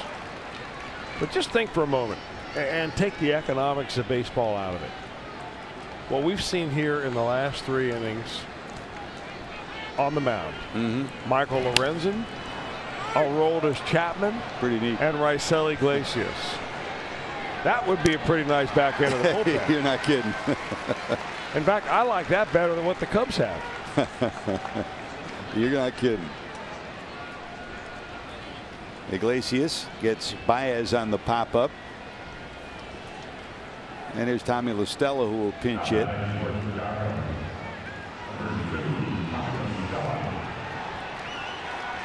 Now the Cubs will go to the postseason with 102 victories. One more game still to come.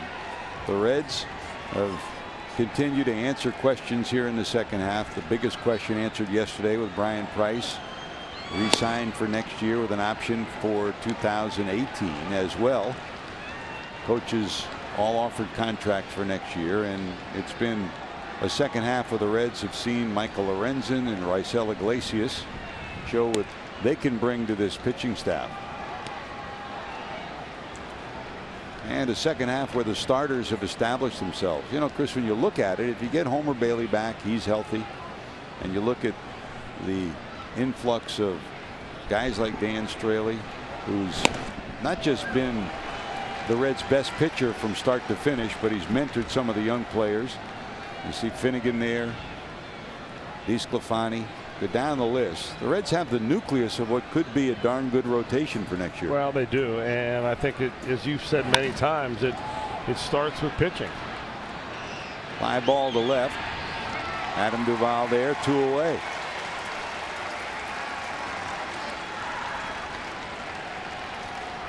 Homer's hoping, and we all are too, Chris, that come next March he'll be taking his rightful spot at the top of this Reds rotation.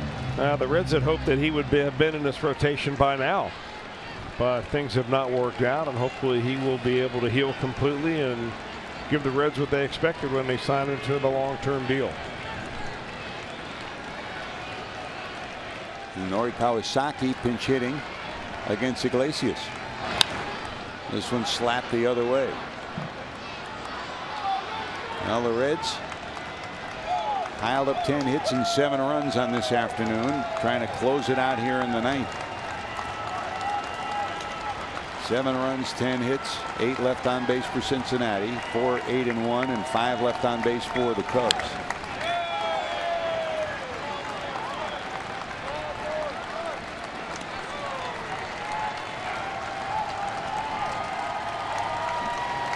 Reds fans on their feet, and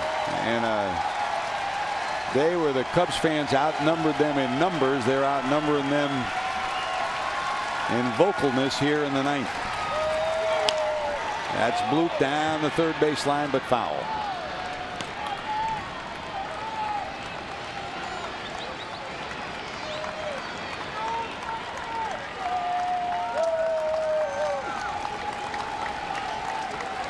No balls, 2 strikes to the pinch hitter.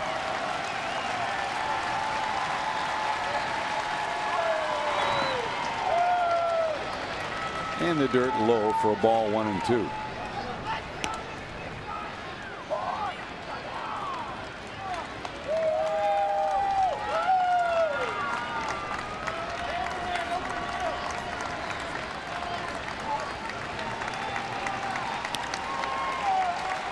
Where that young man ends up next year will tell a lot of the story of how good the Reds will be in the starting rotation or in the bullpen.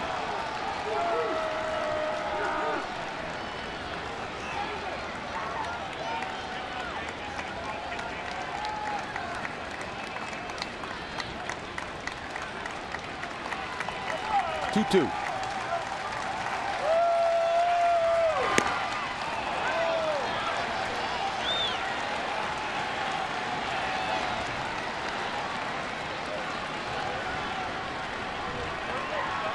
Pop up, fly ball out. Now a 3-2 count to the pinch hitter.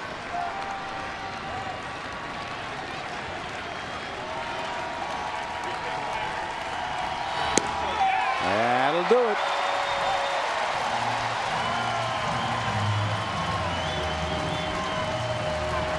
The fireworks tell the story. The crowd tells the story here at Great American Ballpark. The Reds faithful celebrating Ivan De Jesus. A big day for the second consecutive ball game. The Reds close it out. Joey Votto has a couple of big doubles. Eugenio Suarez has the biggest bat of the day. Suarez with a homer, a sacrifice fly to account for 3 runs for the Reds. And Cincinnati in 3 hours and 8 minutes puts a smile on the scoreboard and comes home with a 7-4 win. You're right, Chris. What a way to end it with Lorenzen and Iglesias. It is, and it was this is a nice finish for the Reds team. They're playing good baseball. They had a nice series in St. Louis. They had a good road trip, except for the time they went through for Chicago. A little payback here. The Cubs want to win these games. They desperately, very much wanted to win this game for John Lester today. It did not work out like that. The Reds got in the way, and they've got a lot to be proud of and a lot to look forward to. Like tomorrow with George Grant calling the play-by-play. We got a lot to look forward to still to come. Brian Giesenslaw is down by the dugout. JD will be back with more after this.